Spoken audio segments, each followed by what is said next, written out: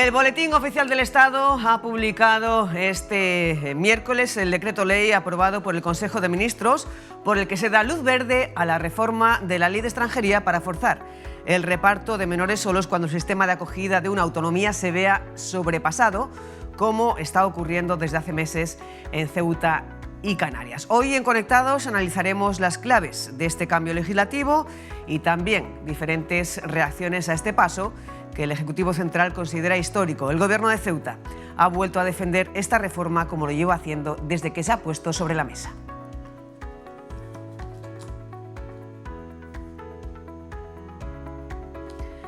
El jurado popular considera culpable al tercer implicado en el asesinato de Mohamed Ali. El veredicto de los 9 integrantes ha dictaminado por unanimidad dicha decisión. Igualmente, se han manifestado contrarios a cualquier indulto y han mostrado su desacuerdo a una suspensión de la privación de libertad. Después del pronunciamiento del jurado, el siguiente paso en el procedimiento judicial llegará con la confirmación de la sentencia o la reducción de la pena de 12 años y 6 meses por parte del juez.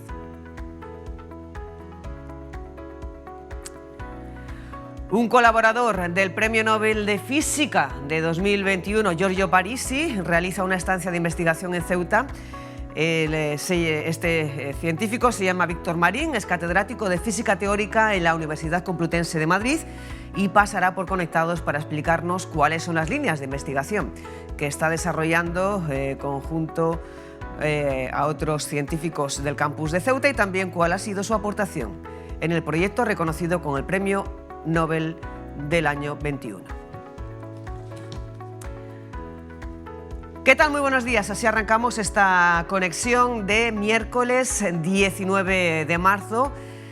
Conexión con la actualidad local en directo que nos llevará desde aquí y hasta las 12 del mediodía a repasar diferentes asuntos de actualidad. En unos instantes conectaremos con la barriada Bermudo Soriano, que está siendo visitada por los consejeros de Medio Ambiente y Servicios Urbanos, Fomento Medio Ambiente y Servicios Urbanos, y también por parte de la Consejería de Sanidad y Servicios Sociales. Y además también estaremos pendientes de esa concentración convocada por la plataforma de policías y guardias civiles contra la cesión de competencias a la comunidad catalana. Todo esto y mucho más de aquí a las 12. Antes, dos cosas. Una, felicitar a todos los padres en este Día del Padre y a continuación un repaso a la Agencia Estatal de Meteorología.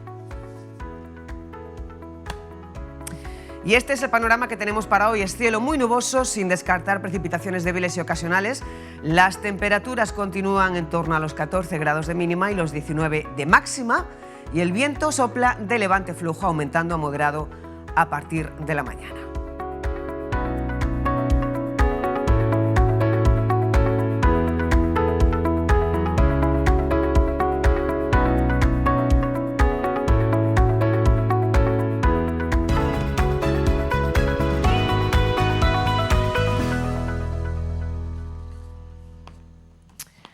Culpable es el veredicto del jurado del juicio contra el único adulto implicado en el asesinato en 2022 del joven Mohamed Ali. El caso ha quedado visto para sentencia este martes. Fiscalía y acusación particular han pedido 12 años y medio de prisión para el acusado, la mitad de lo inicialmente solicitado por el reconocimiento de los hechos. La representación de la familia pide 120.000 euros de indemnización. Es culpable de la agresión con intención de acabar con su vida que sufrió el menor Mohamed Ali Lamseyeh sin que pudiera defenderse y que le ocasionó la muerte. Ninguno de los miembros del jurado está de acuerdo con que se beneficie de la suspensión de la pena privativa de libertad debido a la gravedad de los hechos. Pues ese era el veredicto en ese martes, última sesión de este juicio que ha quedado visto para sentencia. 4 minutos pasan de las 10, nos vamos en directo a la barriada Bermudo Soriano. Allí están de visita las consejerías de Fomento, Medio Ambiente y Servicios Urbanos, con su consejero Alejandro Ramírez a la cabeza, y de Servicios Sociales y Sanidad con la responsable de este área, Nabila Bencina. Pendiente de todo ello, Rafael Morales, buenos días. Buenos días desde la zona de Bermudo Soriano de las Letras, donde se está llevando a cabo una visita institucional por parte tanto de la Consejería de Fomento, Medio Ambiente y Servicios Urbanos y también del área responsable de Sanidad y Servicios Sociales. Estamos con Alejandro Ramírez, responsable de Fomento. Muy buenos días. Buenos días. ¿En qué está consistiendo esta visita? Bueno, desde el Gobierno seguimos con las visitas a las diferentes barriadas, que ya comenzamos aproximadamente hace unos meses. Y bueno, en primer lugar con la intención de incentivar y de colaborar con todo el movimiento vecinal. Por un lado, desde el área de Fomento y Servicios Urbanos, pues hacemos un seguimiento de las actuaciones de obra que se han realizado y que están previstas de realizar, y también siempre bajo las peticiones de la barriada, y también acompañado en este caso por parte de la Consejería de Sanidad y Servicios Sociales, para también pues todo lo que tiene que ver con charlas informativas y colaboraciones también, en este caso con los vecinos de la barriada. Hoy aquí concretamente, en Bermudo Soriano, también acompaña el presidente de la barriada y también el presidente de la Federación Provincial de Vecinos, donde aprovecho también para destacar, ¿no?, el gran trabajo y la labor que realizan día a día y el esfuerzo para que el movimiento vecinal siga estando presente en Ceuta. Y aquí concretamente, bueno, revisando una serie de actuaciones que se han realizado estos últimos meses, sobre todo acondicionamiento tanto de su propio local social, de la barriada, como el parque biosaludable, también el parque infantil, que ahora hace una renovación integral dentro del gran contrato que se está ejecutando para renovar todos los parques infantiles de Ceuta. Y también en la ejecución de una actuación también importante, parece que en menor medida, pero muy importante para la barriada, como es el acondicionamiento del entorno de la mezquita, ¿no?, que también es un primer proyecto inicial, para ya después hacer una labor más importante y consistente en reformar todo también el entorno, ¿no?, de esta barriada. También es cierto que hay una petición importante por parte de la barriada, que se está ya también trabajando en el área de Fomento, que es habilitar aún más zonas de aparcamiento. Se hizo una primera actuación inicial en la parte baja, pero también se está redactando un proyecto de envergadura para hacer un aparcamiento que pueda albergar, pues bueno, al final toda la necesidad, ¿no?, que tiene toda esta zona para que los vehículos puedan aparcar.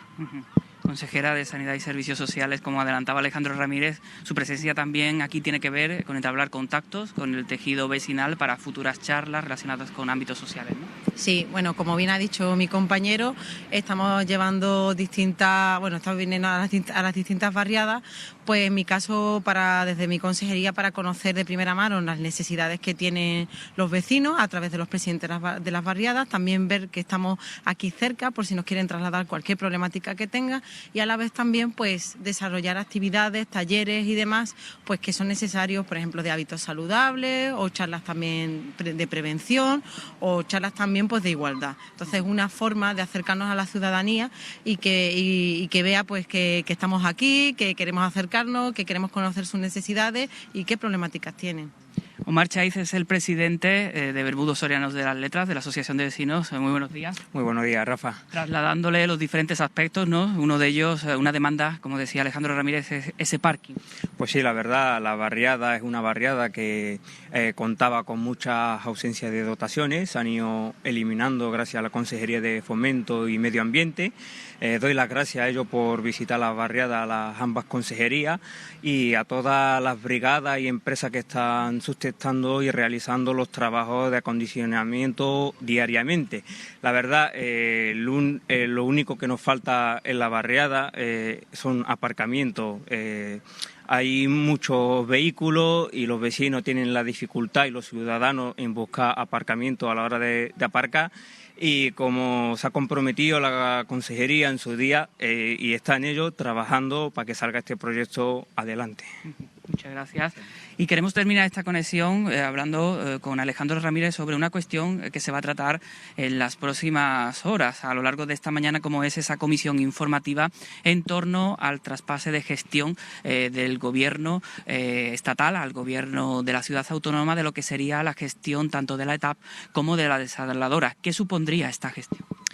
Bueno, es una cuestión, yo creo que de importancia, ¿no?, por lo que significa. A día de hoy, como bien se sabe, a través de Acensa se lleva a cabo lo que es la gestión de estas instalaciones fundamentales, ¿no?, para la ciudad, todo lo que tiene que ver con la obtención al final de agua potable. Y aquí lo que se hace es como una cesión mayor de competencia. Como digo, antes la ciudad se encargaba de la gestión, pero no tiene la titularidad de esas infraestructuras. y con esta encomienda de gestión que se nace desde el propio Ministerio y a través de Confederación Hidroeléctrica del Guadalquivir, pues la ciudad tiene una autogestión completa de esas instalaciones y cualquier actuación, ya sea de inversión, de mejorar las infraestructuras en cuanto a mejorar de equipamiento, pues ya sí dependerá directamente de la ciudad.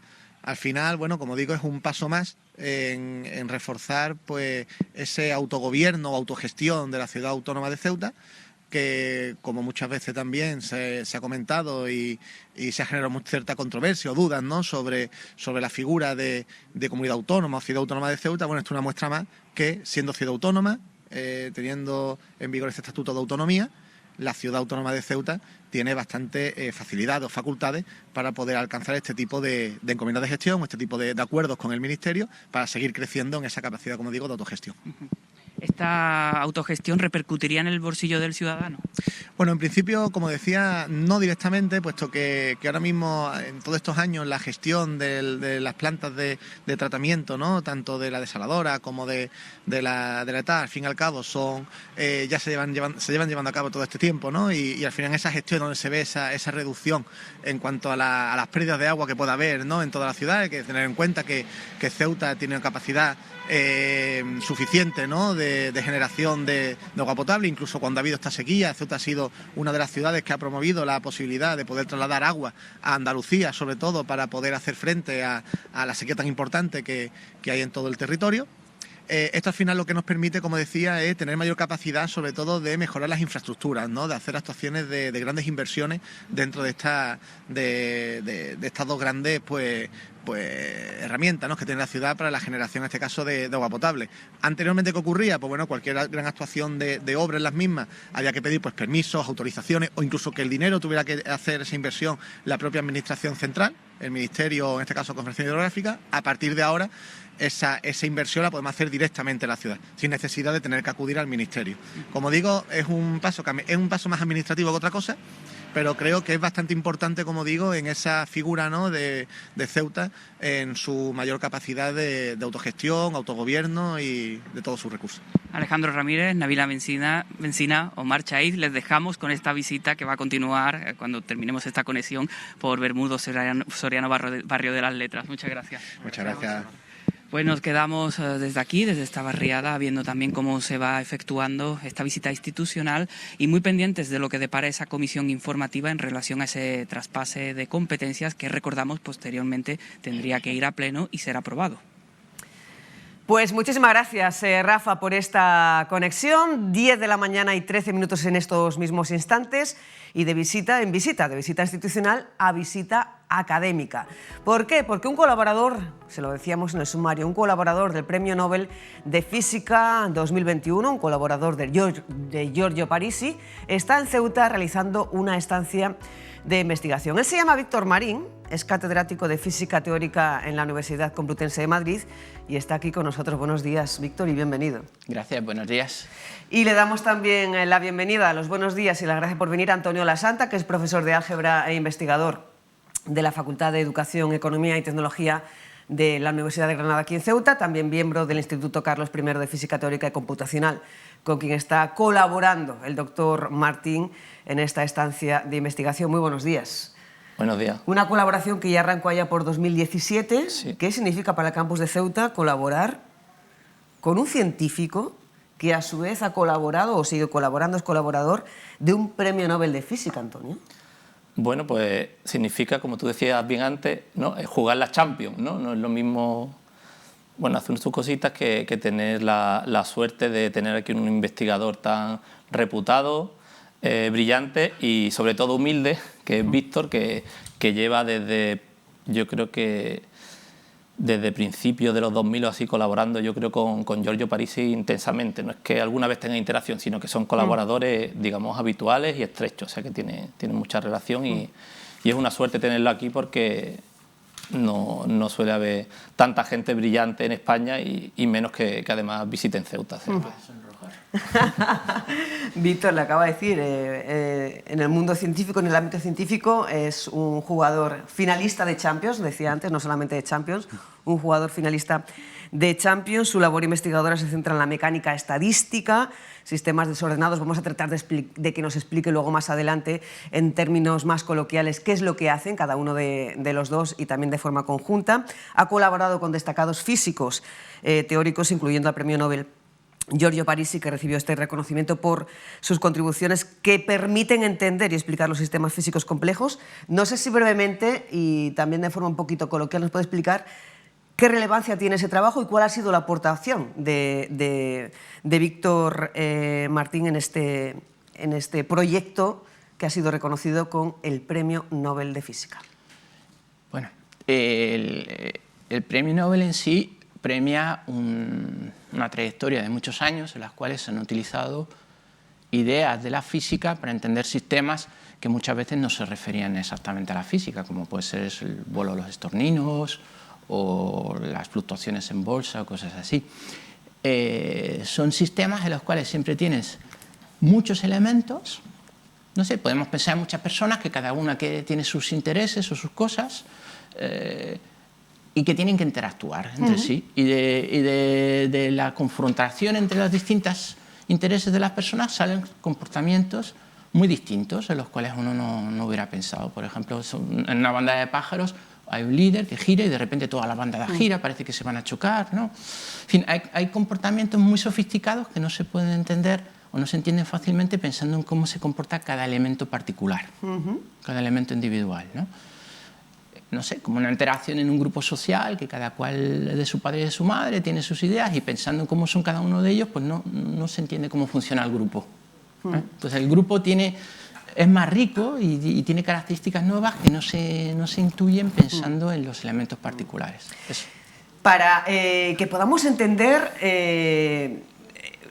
la relevancia que tienen las líneas de investigación en las que están trabajando ambos científicos que nos acompañan hoy, ya que tenemos en pantalla esos vuelos a esa bandada de pájaros.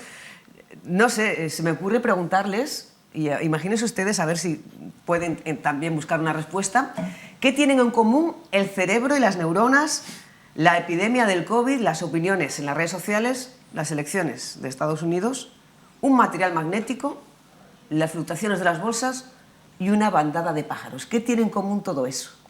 Pues bueno, tienen en común justamente lo que ha dicho Víctor, ¿no? De hecho, nuestra rama de la física, que es la mecánica estadística o la física estadística, se centra en modelar, ¿no? En entender o en explicar cómo funciona, por ejemplo, el cerebro, ¿no? Porque el cerebro es un conjunto de neuronas, que una neurona únicamente lo que hace es dispara un pulso eléctrico o no, pero cuando hay muchas, pues tenemos memoria, ¿no? Cuando uno ve una imagen, por ejemplo, de lejos, la ve borrosa, pero tu cerebro identifica quizás quién es esa persona, no es capaz de reconstruirla. Como bien ha dicho Víctor, los pájaros, ¿no? Los pájaros tienen un comportamiento, quizás puede parecer incluso más un fluido que cuando uno mira el vuelo recto de un único pájaro. La bolsa, pues la bolsa es curioso e interesante que un científico que se llama Bouchot, que es francés, que precisamente trabaja en temas relacionados con los que estamos hablando aquí, en particular con los que ha estudiado Víctor con Giorgio, descubrió una manera en la que ganar mucho dinero en la bolsa, y de hecho es rico.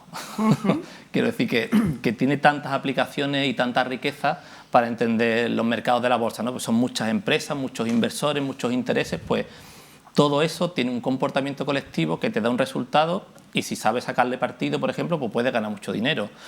Las bandadas de pájaros, lo que hemos dicho en las elecciones de Estados Unidos, hay maneras de modelizar las opiniones de la gente, ¿no? Como las noticias falsas, cómo se van a distribuir entre la población, las opiniones de voto, todo eso hoy día funciona o se estudia o se comprende a través de la mecánica estadística. El COVID, la propagación del COVID, la predicción, algunas cosas de las que pasaron en el COVID para nosotros, que más o menos estamos familiarizados con este tipo de técnicas, no eran sorprendentes, eran un poco que podíamos a grandes rasgos, no éramos expertos en el tema, pero podíamos comprenderla, entenderla, hace quizá a grandes rasgos, como he dicho, ciertas predicciones de cómo iba a evolucionar, cómo no podía evolucionar, qué sentido tenían ciertas medidas que se tomaban a nivel político o institucional. Entonces, parece que no, pero lo que hacemos está mucho más cerca de la vida diaria y tiene mucho más influencia que lo que puede parecer cuando hablamos en términos técnicos, digamos. Claro. O sea, ¿Y cómo se modelizan esos comportamientos? pues,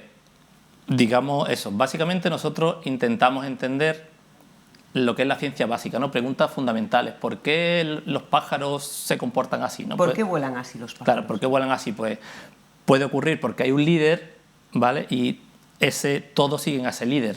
Y un pájaro ve a los que están alrededor suya, a lo mejor a los 5 más cercanos, entonces sigue a esos 5 más cercanos. Entonces se van moviendo así, de esa manera, ¿no? Es una manera que se estudian este tipo de comportamientos que se llama flocking, no sé si en español cuál sería la palabra, que es como una especie de ordenación de eso que estamos viendo ahí en pantalla del vuelo de los estorninos. Creo que eso debe ser probablemente en Roma, que hay mucho. Entonces, ¿por qué vuelan así? Pues básicamente eso, porque hay un líder y los que están detrás ven solo a los vecinos más cercanos y aparecen esa especie de comportamientos fluidos que son curiosos, pero por suerte somos capaces de predecir o entender en ese sentido. Y ahora cuéntenos, Antonio, ¿en qué consiste el trabajo de colaboración con el físico Víctor Martín? ¿Y cuál va a ser la repercusión que pueda tener en el ámbito científico y aquí en Ceuta? Pues bueno, en particular lo que yo llevo estudiando todo este tiempo con Víctor, desde 2017, y que seguimos estudiando son en materiales magnéticos, ¿no? Como puede ser, no sé, un imán, si quiere, así a grandes rasgos, cómo afectan cambios de temperatura rápidos, ¿no? Que he hecho algunos trabajos de que hay sistemas en los que, por ejemplo, es más rápido calentar que enfriar, ¿no? Entre dos temperaturas, o que... Hemos hablado alguna vez en la televisión sobre ese proyecto científico también por el que se demostraba que era más rápido calentar que enfriar en algunos casos. Efectivamente, también hay otro fenómeno que se conoce como el efecto en Pemba, en los que es más rápido congelar un agua que está más caliente que un agua que está más fría. Por ejemplo, si uno hierve el agua, es más fácil congelarla que si directamente la saca del grifo, por ejemplo, ¿no? Cosas de este tipo, pues aplicado a ciertos tipos de materiales que tienen un comportamiento complejo o análogo, digamos, a esto que nos está comentando de los pájaros, ¿no? Porque son muchos átomos, digamos, que interaccionan entre ellos y producen fenómenos, como he comentado hace un momento, sorprendentes, ¿no? De congelar más rápido lo que está más caliente o enfriar más rápido. O sea, es más rápido calentar que enfriar y este tipo de cosas que pueden ser antiintuitivas. Entonces, básicamente estamos intentando entender ese tipo de fenómenos en sistemas físicos. Y, Víctor, ¿qué le motivó realizar la estancia de investigación en Ceuta, colaborar con este proyecto y qué es lo que espera aportar al mismo?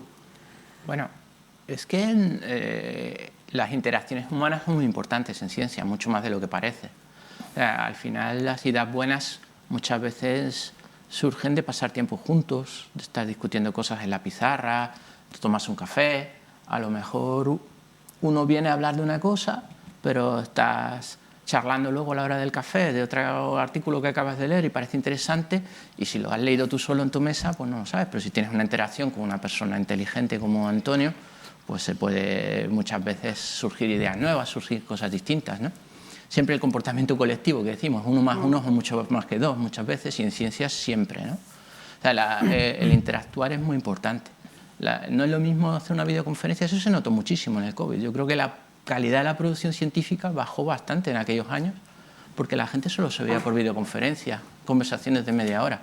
La interacción humana es fundamental a la hora de que haya progreso.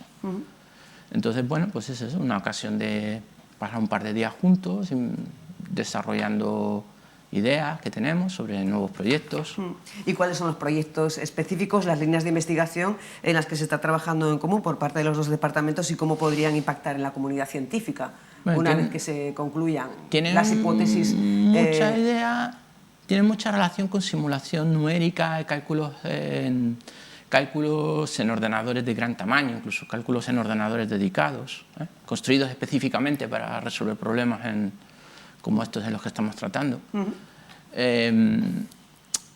Ahora yo tengo una colaboración con gente de NVIDIA, ¿sí? NVIDIA, los que construyen las tarjetas gráficas, que habrá oído usted hablar mucho de ellos por lo de la inteligencia artificial y tal, que estamos haciendo simulaciones de sistemas enormes, gigantescos, tan grandes como nunca se han metido nunca dentro de un ordenador. Entonces ese tipo de ideas las estábamos hablando ayer precisamente con Antonio, si los problemas específicos que tratamos él y yo se podrían tratar también, se podrían simular también sobre esas plataformas nuevas, computacionales. ¿Y eso al final, en la práctica, para qué sirve? Por ejemplo. En la práctica pues puede servir para que cuando... Bueno, tiene una componente muy importante de estas cosas de la formación de capital humano. O sea, las personas que se han entrenado en este tipo de técnicas, en este tipo de ideas, luego resultan muy válidas. De lo más frecuente que un doctorando nuestro abandone la investigación y se vaya directamente al mundo empresarial. Y suelen entrar bastante arriba en la cadena laboral, no entran desde abajo, porque son gente que tiene una formación muy específica en modelización matemática de problemas complicados, modelos sofisticados. Además saben plasmarlo en un ordenador para obtener respuestas concretas a qué pasa si yo toco tal cosa o tal otra. Pues, por ejemplo, una doctoranda mía acaba de entrar en Enel a trabajar sobre la gestión de la red eléctrica en Italia. Eso es una cosa bastante cierta, que nos entrenamos en tratar sistemas muy complicados, donde pequeños cambios que parecen irrelevantes tienen efectos tremendos. Puede haber un apagón, ¿no? De repente, si alguien gestiona mal la red, puede haber un fallo tremendo de fluido. En fin, sistemas muy complicados, donde pequeños cambios pueden ser muy grandes, y ese tipo de cosas son tan complicadas que hay que modelizarlas y simularlas en un ordenador y hay que saber hacerlo bien. Entonces, si alguien tiene entrenamiento en ese tipo de problemas, pues luego suele ser muy válida luego en el mundo laboral, en el mundo empresarial. Ahora hablamos y ahora abordamos de la situación en España de la investigación y del porqué del abandono de científicos y del salto al ámbito empresarial, pero antes una pregunta más práctica, Antonio, si me permite. ¿Algún ámbito en el que se pueda aplicar este tipo de investigaciones? Por ejemplo, ¿cómo se optimiza el reparto de paquetes de Amazon para que a la empresa le cueste el mínimo dinero posible? Bien, eso es curioso porque es uno de los problemas básicos, digamos, ¿no?, del machine learning, inteligencia artificial, que estará tan de moda, ¿no? Porque claro, uno tiene recursos limitados y tú tienes que repartir un número de paquetes, no sé, en Andalucía, y tiene un transporte y demás, y eso se hace, pues, hay un problema clásico que se llama el problema del viajante de comercio, ¿no?, porque tú tienes que repartir tus productos, ¿no?, y tienes que recorrer ciertos puntos. Pues eso se hace optimizando, o sea, estudiando el problema de cómo pasar por el máximo número de puntos posible en el menor tiempo y con el menor coste. Entonces, eso precisamente se hace en ordenadores, como bien dice Víctor, ordenadores muy grandes y cada vez más grandes porque las necesidades, por ejemplo, de los repartos de un gigante como Amazon cada vez son más grandes. Entonces, ahí son necesarios físicos, ¿no?, físicos estadísticos o incluso, si quieres, matemáticos. De hecho, también está relacionado con lo que he dicho antes, cuando ha hecho la pregunta de ¿para qué sirve? Pues muchísima gente de la bolsa que ganan mucho dinero en la bolsa son físicos. Yo conozco al menos 3 estudiantes de doctorados que no siguieron en la ciencia y se fueron a invertir en la bolsa. Han estado trabajando en IBM o en Lehman Brothers o en un montón de empresas de estas famosas. ¿Y se puede aplicar este tipo de conocimientos y de investigaciones a las apuestas? También se pueden aplicar, porque de hecho al final las apuestas tienes que valorar un riesgo, cómo invertir mejor el dinero, qué te compensa más subir la ratio de ganancias o de pérdidas. Pues todo eso son procesos de optimización de muchos datos en los que tienen que encontrar la mejor manera de que todos cuadren. Entonces todo eso está relacionado con las cosas que estamos haciendo Víctor y yo también, incluso a nivel de computación cuántica, que estará de moda, el famoso ordenador cuántico, ¿no? Pues en ese tipo de cosas también estamos trabajando. ¿Cuál es la pregunta que estáis tratando de responder en estos instantes? La pregunta que estamos tratando de responder en estos instantes concretamente es... a ver, es que es complicado porque nosotros nos hacemos preguntas fundamentales, ¿no?, como en la ciencia, como de dónde venimos, dónde vamos, ¿no?, se hace preguntas fundamentales. Pues nosotros nos estamos preguntando si somos capaces de un sistema muy grande, muy grande, cómo hacer que alcance un mínimo antes, o sea, cómo se optimice o se ordene ese sistema antes, si hay alguna manera de hacerlo, de alguna manera física, utilizando estas técnicas que conocemos, si podemos hacerlo. Si podemos hacerlo, pues es una contribución muy importante, porque este tipo de preguntas muchas veces no se lo ha preguntado tanto a la gente a lo mejor se ha preguntado, bueno, voy a enfriar algo, ¿no?, voy a encontrar un mínimo, a optimizar algo, pues vale, lo hago y ya está, pero a lo mejor no le han dado cierto tipo de vueltas o de razonamientos que te permiten hacerlo más rápido, sino simplemente se ha hecho y ya está. Entonces nuestro objetivo es encontrar a ver si hay, digamos, algún truco con lo que podamos hacerlo antes. Más rápido Esperemos que se encuentre, esperemos que se encuentre y que tenga esa investigación, ese resultado, pues el nombre de Ceuta entre los investigadores que lo firman. Estábamos hablando antes de la salida de investigadores del ámbito de la investigación para, bueno, pues llegar al mundo empresarial, o investigadores que al resolver diferentes cuestiones y firmar algunas investigaciones se convierten en millonarios. ¿Cuál es actualmente la situación de la investigación en España, teniendo en cuenta, Víctor, que bueno, usted es de la Champions, es finalista de la Champions, según Antonio, colaborador de científicos de renombre a nivel internacional, incluso colaborador de un premio Nobel de Física? ¿Cómo diría que está la investigación en España y también la imagen social que tenemos del investigador, del científico? La imagen social yo creo que es positiva. Nunca he encontrado malas caras cuando alguien le pregunta, dice, ¿tú de qué dedicas a esto? Siempre, a la gente siempre le ha gustado, le ha parecido interesante. ¿Pero conocemos realmente la labor del científico? No, yo creo que no. De hecho, bueno, yo trabajo en la universidad y hay mucha gente, incluso en la familia, que cuando me ve en casa cree que no estoy trabajando. Entonces, al contrario, uno pasa por lo menos alguien que sí que a la física teórica, como nosotros, trabajamos muchas horas en casa, pero es una cosa que no es tan evidente, ¿no? Te ven en casa y dicen, ¿qué estás haciendo? Y te ven pensando en las mesarañas y dices, ¿qué estás haciendo? Pues estoy trabajando. Pero no es tan evidente. Pero sí que hay una imagen positiva y yo creo que hay mucha simpatía hacia ello. Y todo el mundo entiende que es importante para el futuro del país. Pero ahora mismo es verdad que la gente joven está en una situación pues, muy complicada, porque la burocracia lo hace todo muy lento, extraordinariamente lento. Cuando una persona brillante decide empezar una tesis doctoral, por ejemplo, pues claro que hay programas de becas, pero a lo mejor tardan más de un año en resolverse. La gente del primer año, es de lo más común que la gente del primer año del doctorado esté trabajando gratis. ¿Se invierte lo suficiente en España en la investigación? No, pero no se invierte lo suficiente. Pero creo que el problema mayor es la falta de agilidad. La falta de agilidad, lo increíblemente lento que es todo. Existen programas de becas, pero tardan una cantidad absurda de tiempo en resolverse. Existen proyectos, pero tardan una cantidad absurda de tiempo en resolverse. Siempre retrasos, muchísimos. Entonces, sobre todo, yo diría que la mayor dificultad tiene que ver con la falta de agilidad en la realización de los trámites. Luego, por supuesto, claro que sería deseable tener más dinero y más recursos. Claro. Pero incluso los que hay, se les saca menos partido del que se podría por la falta de agilidad, la increíble falta de agilidad. Y esa falta de agilidad sumada a un contexto en el que estamos viviendo de inmediatez absoluta con las nuevas tecnologías. ¿Cómo es para un científico trabajar en un contexto de inmediatez absoluta, con falta de agilidad en cuanto a los trámites y sabiendo que el proyecto en el que está trabajando probablemente tenga un horizonte temporal de varios años? Por ejemplo, el proyecto reconocido con el premio Nobel de Giorgio Parisi, ¿cuántos años pues yo creo que el primer artículo famoso de Giorgio fue del año 79. O sea y sigue trabajando en 2025, seguimos trabajando. Bastantes años. Sí, sí. Hombre, también es verdad que en los años 70 probablemente las cosas... Bueno, yo sí que lo viví, pero era muy pequeñito, pero yo creo que el mundo no tenía la velocidad que tiene ahora.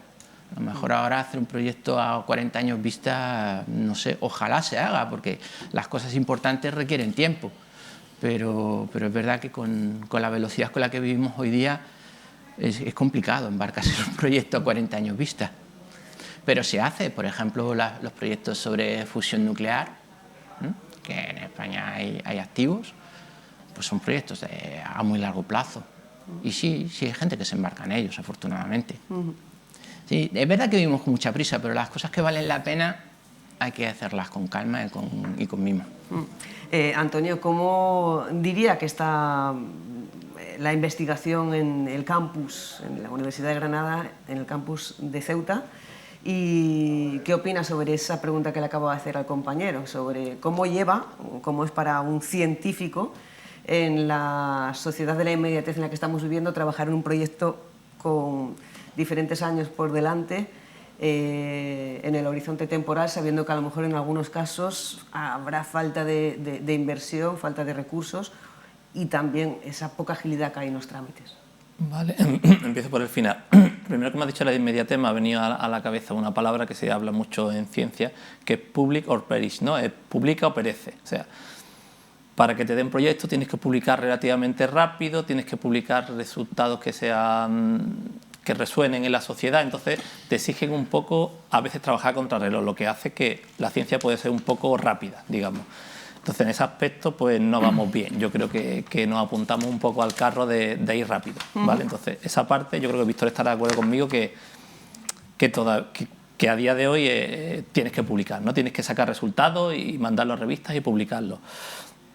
Después, en cuanto a la financiación, pues bueno, ahora mismo han salido los periódicos que estamos teniendo problemas en las universidades públicas, que es donde se investiga, porque la universidad pública tiene la labor de investigar y formar, mientras que, por ejemplo, la universidad privada en general está centrada en formar, ¿no?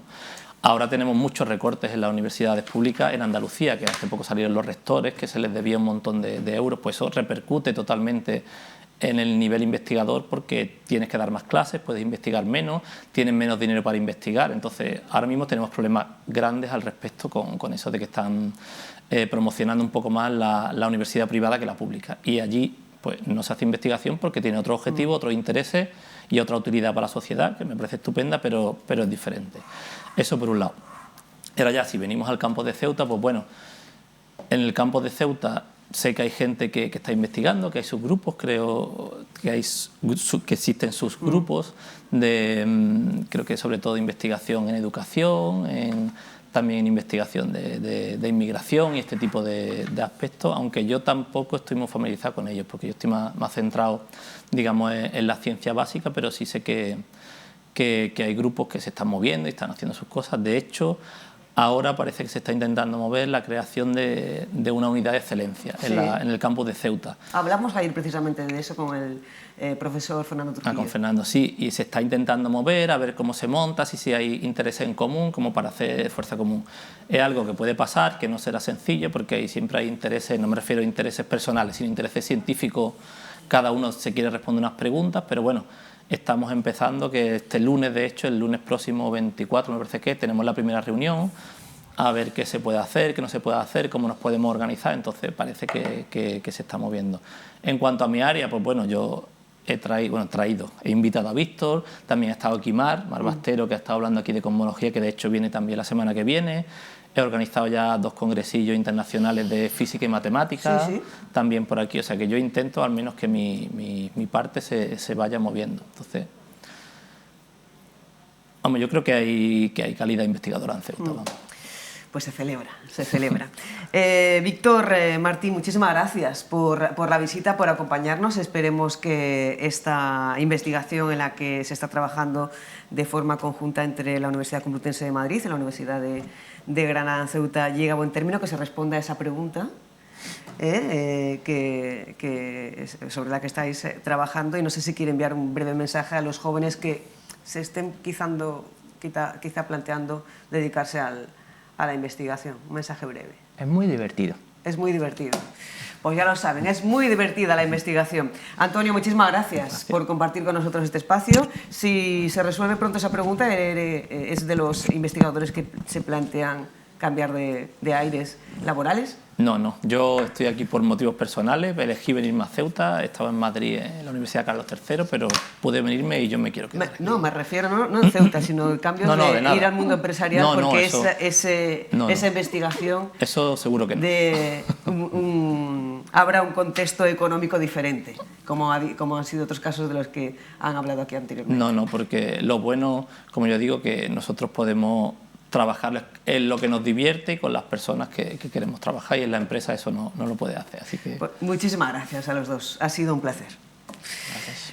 10 de la mañana, 39 minutos, continuamos hablando de ese cambio legislativo que ya les contábamos este martes en los servicios informativos. El Gobierno destinará 100 millones de euros para financiar este año la atención a los menores migrantes por las comunidades autónomas, que se verán obligadas por ley a acogerlos para aliviar la situación extraordinaria que viven Canarias y Ceuta. El ministro Ángel Víctor Torres, responsable de la Comisión Interministerial sobre Inmigración del Gobierno, presentaba las líneas básicas de ese Real Decreto Ley de medidas urgentes aprobado por el Consejo de Ministros este martes, que ha sido publicado esta mañana por el Boletín Oficial del Estado, un decreto ley que supone la reforma de la Ley de Extranjería, un decreto que ahora deberá convalidarse en el Congreso de los Diputados al tratarse de traslados de personas. Cualquier comunidad autónoma que tenga en un momento determinado una presencia de menores no acompañados extranjeros que multiplica por 3 su capacidad ordinaria, esa comunidad está en contingencia migratoria. Y por tanto, cuando eso se dé, es decir, multiplique por 3 su capacidad ordinaria, esa comunidad autónoma trasladará al Gobierno de España su situación de emergencia, de contingencia migratoria, para que se activen los mecanismos contenidos en este Real Decreto Ley. Para el año 25, año en el que estamos, las comunidades autónomas tendrán hasta el 31 de marzo para trasladar al Gobierno de España las certificaciones, fe pública del funcionario pertinente de la consejería respectiva, de los menores no acompañados extranjeros que esa comunidad está atendiendo. Esto es para la distribución de los menores, 50% por población, 13% renta per cápita, 15% tasa de paro, 6% el esfuerzo realizado, 10% dimensionamiento y así hasta el 100%. Cuando un menor llegue y esa comunidad está en contingencia migratoria, una vez que se establezca todos sus registros, en 15 días sería distribuido a otras comunidades. Para la contingencia migratoria se establece un plazo de 12 meses para la reubicación de estos menores en las comunidades acogentes. Estamos ante un hito en defensa de los derechos humanos, en la defensa del interés superior del menor, ante un hito histórico, porque así lo llevan demandando los territorios frontera, donde llegan en pateras y cayucos menores no acompañados extranjeros, que lo llevan reclamando, repito, en los últimos 30, 40 años. Estamos hablando de menores, de población internacionalmente y de manera jurídica vulnerable y que están hacinados en los territorios frontera. Cualquier país y cualquier partido que defienda la dignidad de las personas apoyaría el que esto se tramite y se apruebe. Bueno, esas son algunas de las explicaciones que aportaba el ministro de Política Territorial sobre ese decreto ley que fue aprobado por el Consejo de Ministros. Durante la tarde de este mismo martes, el secretario de Estado de Juventud e Infancia atendía a la televisión pública. Ha dicho que espera que el cambio de la Ley de Extranjería aprobado por el Consejo de Ministros acabe para siempre con la saturación que vienen padeciendo los sistemas de acogida de regiones como Canarias y Ceuta. Rubén Pérez además augura que las derivaciones desde la ciudad, desde Ceuta, no se demoren y valora los nuevos elementos de corrección inmediata que evitarán que las sobreocupaciones se cronifiquen.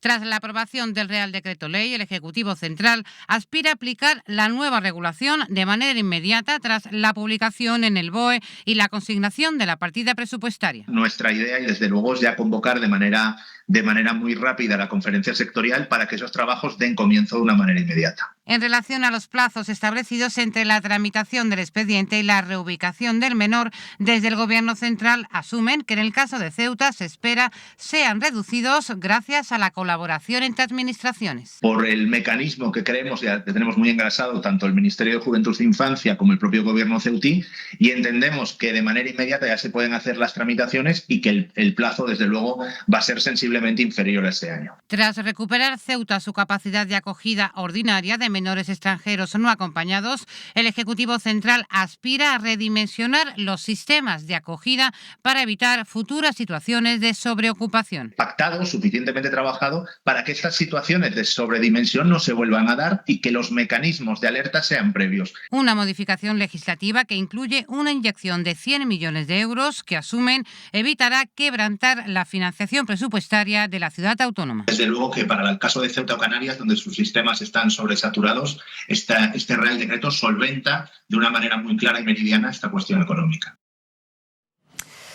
Bueno, pues ahí ya hemos escuchado al ministro Torres, también al secretario de Estado de Juventud e Infancia en esas declaraciones que acabamos de escuchar, y ahora saludamos a los contertulios de hoy para hablar sobre este cambio legislativo, sobre esta reforma de la Ley de Extranjería a través del Real Decreto Ley. Rafael Peña, periodista, muy buenos días. Buenos días. José Antonio Carracao, muy buenos días. Buenos días. Y Joaquín Guzmán, muy buenos días. Buenos días, Susana. ¿Qué tal? Una primera valoración de esta reforma, de este cambio legislativo aprobado por el Consejo de Ministros este martes para forzar el reparto de menores solos cuando el sistema de acogida de una autonomía se vea sobrepasado, como está ocurriendo ahora mismo en Ceuta y también en Canarias, Rafa. Pues yo lo veo muy bien, ¿no? Sobre todo porque es un asunto que la ciudad ya lleva bastante tiempo detrás del mismo. Hace ya, yo creo que hace más de un año que Ceuta tiene los servicios de acogida de menores totalmente colapsados. Incluso, si no recuerdo mal, el 80% de estos menores están en recursos extraordinarios que han tenido que ser habilitados por el gobierno local. Y todo lo que sea modificar las leyes para que exista un reparto equitativo, justo y equilibrado de estos menores, pues yo lo veo bien, ¿no? Lo que hay que esperar es que ahora la norma y la aceptación por parte de las comunidades autónomas se lleve a cabo en el menor tiempo posible para que perfectamente estos menores pues puedan ser derivados más pronto que tarde, ¿no? Las autonomías ahora deberán, como escuchamos antes al ministro Torres, acreditar en 2 semanas, antes del 31 de marzo, cuántos niños migrantes no acompañados acogen obligatoriamente. La capacidad ordinaria de acogida de cada comunidad autónoma, que es una de las claves de este Real Decreto, según el propio ministro, se establece conociendo el número total de niños y adolescentes migrantes no acompañados que hay en toda España, dividido por la población, y sobre esa cifra se divide con respecto al número de migrantes solos que hay en cada autonomía y también vinculado al número de población. ¿Qué te parece a ti, José Antonio? Bueno, si me permites, a tu audiencia felicitarle el Día del Padre y el San José. No os he felicitado, los tres sois padres. A los que tenemos en la mesa. Felicidades también a los Josés y a las Josefas. Hemos empezado el programa felicitando a los padres, se nos olvidó el otro santoral. Felicidades a los Josés y a las Josefas. Y felicidades a vosotros tres por el Día del Padre. Bueno, claro, yo como soy José, pues es fácil acordarme para mí, ¿no? Bueno, dicho esto, sobre el tema en cuestión. A ver, aquí de lo que estamos hablando es que no puede ser, no era justo que Ceuta, Canarias, como ciudad de frontera, estuviéramos soportando toda esta situación como consecuencia de la entrada de los menores en nuestros territorios, ¿no? Y hasta ahora lo que hacía el resto de comunidades era un poco mirar para otro lado, estaba puesto un poco como a la buena voluntad del gobierno de turno, de la comunidad de turno, el querer acoger o no. Y el gobierno central lo que ha hecho es decir, oiga, aquí hay que corresponsabilizarse entre todos. Esto no es un problema de Ceuta ni es un problema de Canarias. Esto es un problema de todo el país, sobre todo es un problema de derechos humanos, de atención, porque hay que recordar que el gobierno de España, la administración, se convierte en los tutores legales de estos menores. Por lo tanto, lo que eso significa es que tienen que atenderlos desde todos los puntos de vista. No solo es darle comida y techo, hay que darle formación, hay que darle sanidad, atención sanitaria, hay que darle el que puedan desarrollar un proyecto de vida, ¿no? Estos menores somos los responsables de ello. Por lo tanto, lo que ha hecho el gobierno es decir, vamos a poner los números de todas las comunidades sobre la mesa para poder valorar a dónde mandamos más y a dónde mandamos menos y repartimos, y que no sea solo Ceuta y Canarias quienes tengan esta presión. Dicho lo cual, el Partido Popular al principio dijo que le parecía bien, y ahora, cuando ya está el acuerdo, dice que ellos no van a participar. Ahí está Ayuso en Madrid diciendo que va a recurrir este Real Decreto Ley, y ahí está el señor Feijóo mirando para todos lados, pero no quiere ahora corresponsabilizarse, justo lo contrario de lo que dijo antes. Y esto es llamativo, y acabo para que pueda haber más participación.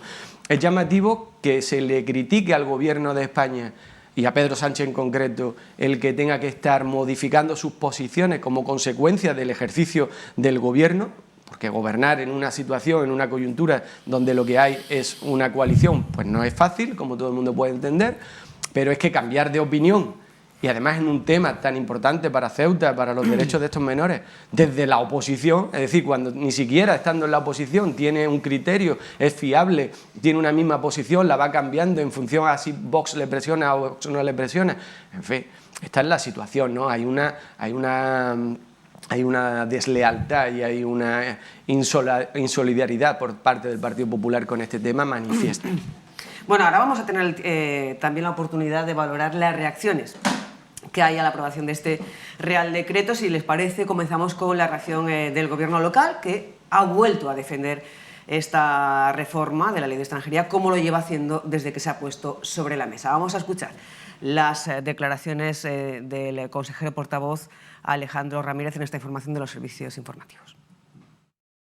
Es decir, que el Gobierno de la ciudad ha defendido siempre que el asunto relativo a la acogida de menores migrantes no acompañados deba ser abordado desde una perspectiva estructural y teniendo en cuenta que se trata de un asunto de todos y no solo de nuestras fronteras terrestres o marítimas.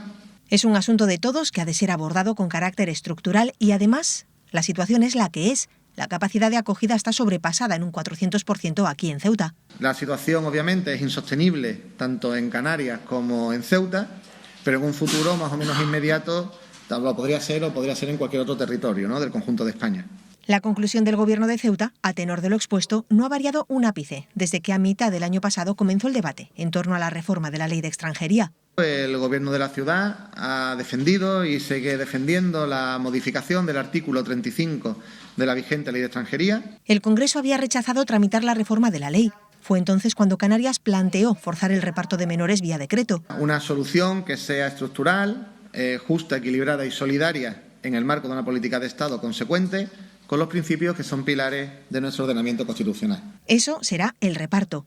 Hasta entonces, el Ejecutivo de Ceuta mantiene que la presión migratoria en el ámbito de los menores eleva desde los menos de 4 hasta más de 11 los millones de euros que la ciudad dedica al año a atender esa derivada del hecho fronterizo. Joaquín. Yo ya en otra ocasión me he pronunciado. Pienso que el tema de inmigración, y en este caso son menores, ¿verdad?, pero el tema de inmigración es algo que debería competir, ¿se dice? Competir. No, competir. Perdón. Debería competir a la Comunidad Europea. Pero bueno, a lo que estamos, aquí en España. La reforma del artículo 35 se hace totalmente necesaria. Diría de antemano que me parece posturas insolidarias e incluso inhumanas las de esta especie de yo no los quiero, cógelo tú, cuando se trata de menores, que por otra parte no son nada, porque son 4.400 menores dentro de 7,5 millones de emigrantes que tenemos en España. O sea que es nada, nada para lo que es el territorio nacional completo, pero que sí hacen mucho daño esas 4.400 personas cuando no hay recursos para ellos, como ocurre con Canarias y con Ceuta. Por lo tanto, muy a favor de esa reforma del artículo 35 y también diría yo que muy a favor también de los criterios que se dan, porque se da como el primer criterio 50%, ¿verdad?, la población que tenga la comunidad que va a acoger. Y también se da como, creo, 15%, me corregí los números mejor, a la renta per cápita de la población, y también un 10% la capacidad de acogimiento que tiene la comunidad. Dicho con otras palabras, más población, más renta per cápita, menos paro, más capacidad, pues nos encontramos con que lo va a recibir las comunidades que deben recibirlo: Madrid, Cataluña y el País Vasco. Es la conclusión que yo saco. Sí, y ahí es donde el Partido Popular está poniendo la excusa, ¿no?, para decir ahora que no, porque Cataluña va a recibir entre 20 y 30 menores en el reparto que se ha organizado en estos momentos. Y ahora quieren, y esto es importante decirlo, ahora quieren como justificar esa posición, como que a Cataluña se le está haciendo un gesto diferencial y que no va a recibir. No, es que uno de los criterios que se suma a los que tú comentabas, es el esfuerzo previo que viene haciendo la comunidad en el acogimiento de menores. Y resulta que Cataluña tiene más de 2.000 menores acogidos ya, en torno a 2.200. Por lo tanto, parece lógico que frente a Madrid, que tiene muchísimo menos, y Cataluña, que tiene ya más de 2.000, pues ahora reciba Cataluña menos y Madrid más, ¿no? Por lo tanto, yo creo que es totalmente... Además, hay una cosa muy importante que quiero destacar, que en esta modificación del Real Decreto, con este Real Decreto esta modificación del artículo, con este Real Decreto, ha tenido una participación muy importante en la parte técnica. O sea, los técnicos. Y en nuestra ciudad yo quiero destacar la labor de Toñi Palomo, la jefa del área de menores, que viene desde hace ya muchos años trabajando por esta iniciativa y por esta idea de que sea una solución estructural, que se corresponsabilice todo el Estado español en el acogimiento de estos menores y no solo, como decía al principio, sea la buena voluntad y Ceuta y Melilla también en menor medida, pero Canarias sobre todo, junto con Ceuta, seamos los que tengamos que soportar el acogimiento, ¿no? Entonces, aquí hay una cuestión ideológica claramente, y que el Partido Popular, salvo cuando le afecta, siempre quiere eludir sus responsabilidades. Hay que destacar la intervención del portavoz del Gobierno, destacar la figura de Juan Vivas a lo largo de todo este tiempo en la posición que ha mantenido el Partido Popular, tanto en Canarias como en Ceuta, lógicamente porque les afecta, pero es por eso, ¿no? Porque se sienten afectados y quieren una solución conjunta, corresponsable de todo el país. Pero allí donde el Partido Popular no está teniendo presión, ya estamos viendo lo que dice, que se las apañen, ¿no? Esa es la verdadera solidaridad, ese es el verdadero patriotismo, en mi opinión, del Partido Popular. 10 de la mañana y 56 minutos, nos pide paso Raúl Llamas, que se encuentra con el presidente de Vox Ceuta. Nos hemos puesto en contacto con los diferentes partidos políticos que tienen representación en la Asamblea para buscar una reacción a este cambio legislativo Raúl Llamas está con, como decimos, el presidente de Vox Ceuta, Juan Sergio Redondo. Muy buenas, Raúl. Buenos días, Susana. Pues nos encontramos con Juan Sergio Redondo de Vox para valorar ese Real Decreto aprobado ayer por el Consejo de Ministros, un Real Decreto que ha sido publicado ya hoy en el BOE y que, como sabemos, consiste en reformar el artículo 35 de la Ley de Extranjería para facilitar un reparto de menores migrantes entre las autonomías, en teoría, menos tensionadas. Y, como digo, para hablar de eso estamos con Juan Sergio Redondo. Buenos días, Juan Sergio. Hola, buenos días. Bueno, desde su grupo político, desde Vox, ¿qué opina de este Real Decreto y de esta fórmula que se ha buscado para intentar solucionar este problema que tienen regiones como, por ejemplo, Canarias y Ceuta? Bueno, pues que esto no es ninguna solución. Esto lo único que viene es a complicar aún más la situación de la ciudad de Ceuta, Melilla y Canarias. Esto lo único que viene es a confirmar esas políticas de efecto llamada, y eso es lo que vamos a tener. Nosotros lo hemos venido denunciando a lo largo de estos meses. Cada vez que se ha hecho un anuncio en este sentido de que se iban a repartir estos menores inmigrantes que entran de forma ilegal en nuestro país, hemos tenido un efecto llamada de consecuencias muy dramáticas. Lo hemos visto en los meses de verano del año pasado, en los meses de peores condiciones climáticas, y nos tememos que este nuevo anuncio que se hace con la aprobación de este Real Decreto pues traiga asociado también un intento de entrada masiva de estos menores inmigrantes ilegales. Entonces no podemos congratularnos porque se haya llegado a este acuerdo, además que ha sido un acuerdo hecho desde el chantaje del separatismo, desde el chantaje de un partido político liderado por un prófugo de la justicia. O sea, no podemos estar en absoluto contentos con esta medida que, por un lado, fomenta ese efecto llamada y que, por otro, se basa en ese chantaje, viene promocionada, viene amparada en ese chantaje que hacen los partidos separatistas, un partido separatista como es el de Junts. Pues muchas gracias, Juan Sergio Redondo. Muchas gracias a vosotros. Bueno, Susana, pues ya lo has escuchado, esa es la valoración de Vox. Por un lado, un efecto llamada que a su juicio va a tener la aprobación de este Real Decreto, un Real Decreto que a su juicio viene a raíz del chantaje separatista de Junts. Susana. Gracias, Raúl. Como les decía antes, nos hemos puesto con todos los grupos políticos que tienen representación en la Asamblea. El PSOE de Ceuta no ha podido atendernos hoy. Bueno, nos repetimos a la nota de prensa que enviaba ayer, celebrando este paso como un hito histórico, en la misma línea que escuchábamos hace unos instantes al ministro Torres, hito histórico del Real Decreto para el reparto solidario de los menores migrantes. Dicen los socialistas de Ceuta que es el primer gobierno que aprueba una solución estructural a la situación que viven los menores migrantes en los territorios frontera, que reciben más presión migratoria y que llevan padeciendo este problema desde hace 30 años, como decimos, en la misma línea de las palabras del ministro de Política Territorial, Ángel Víctor Torres. Rafa. Yo creo que tanto los menores como los adultos van a seguir viniendo a Ceuta, independientemente de que haya un reparto o no, pero es por lo que me ha comentado también hace un rato, que la diferencia económica entre Marruecos y Ceuta es ahora mismo abismal, entre Marruecos y España, como queramos decirlo. Y la prueba lo tenemos cada vez que hay un poco de temporal, que ellos piensan de que el oleaje los arrastra de mejor manera a las costas de Ceuta, y cada vez que hay un día malo, pues 30, 40 personas pues intentan entrar en Ceuta. En Melilla no, en Ceuta sí. Yo creo que aquí a Ceuta este fenómeno lo vamos a seguir padeciendo, haya Real Decreto o no haya Real Decreto, haya reparto o no haya reparto. Yo creo que esto no se puede frenar. Estos menores buscan un futuro mejor y con decreto o sin decreto van a seguir viniendo.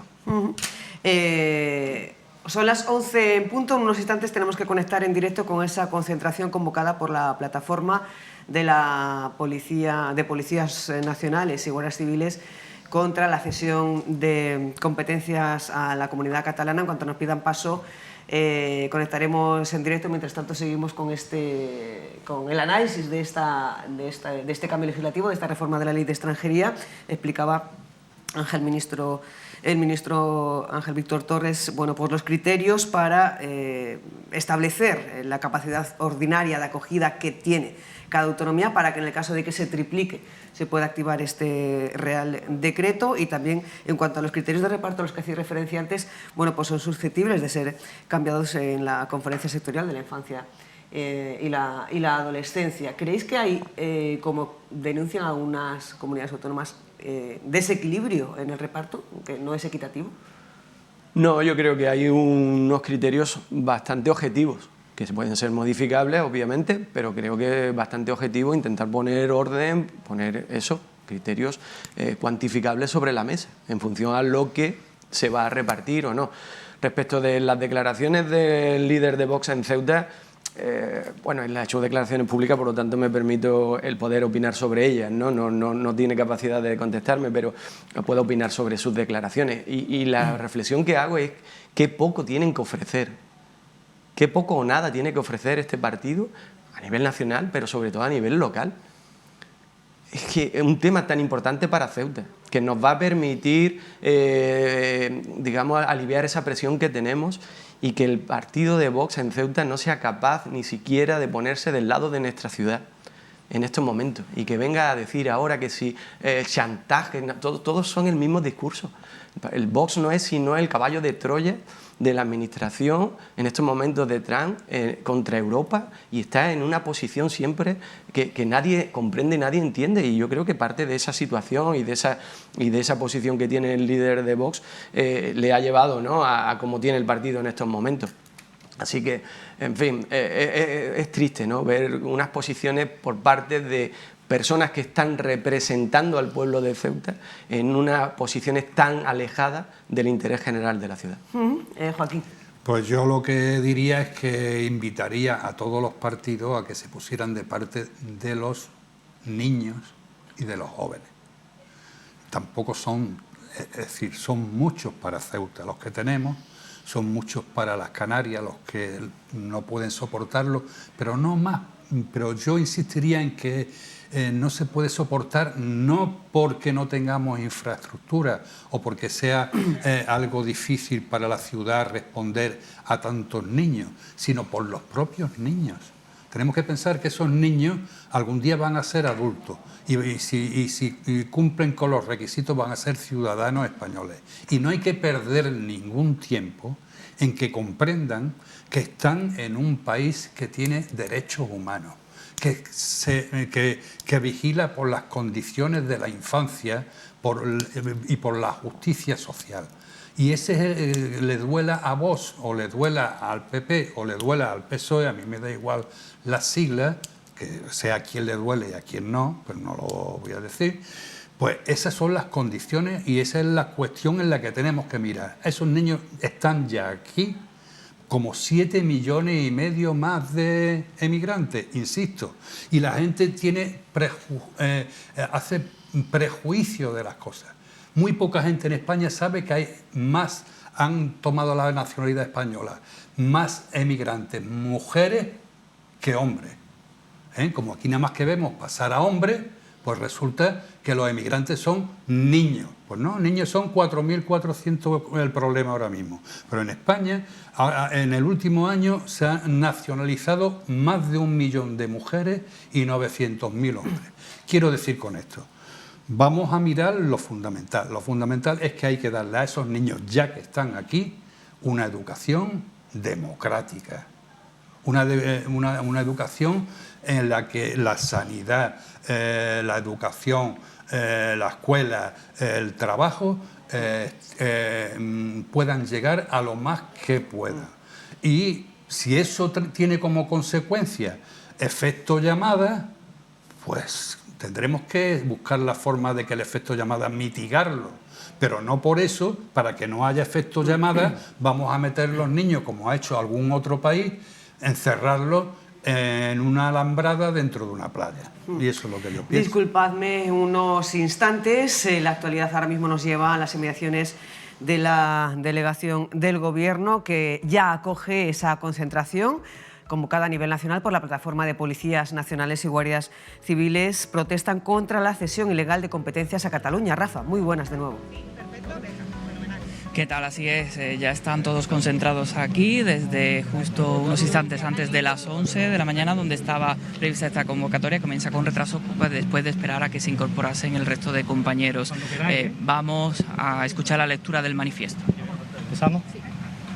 Buenos días. Hoy la Policía Nacional y la Guardia Civil nos unimos para recordar que somos la fuerza y cuerpo de seguridad del Estado. Nuestra misión es garantizar los derechos y libertades de todos los ciudadanos, tal y como establece la Constitución. Al margen de intereses políticos o partidistas, nos debemos exclusivamente a los ciudadanos. Sin embargo, nos preocupa profundamente que un gobierno, para mantenerse en el poder, vulnere las leyes y ceda a chantajes políticos, poniendo en riesgo la seguridad nacional y engañando a Europa sobre los peligros que amenazan nuestra frontera y la lucha contra el crimen en todas sus formas. Esta cesión ilegal de competencias, además de ser una vergüenza, representa un peligro innecesario para España y para Europa. No permitiremos que se arrebate a los ciudadanos un derecho fundamental como es la seguridad.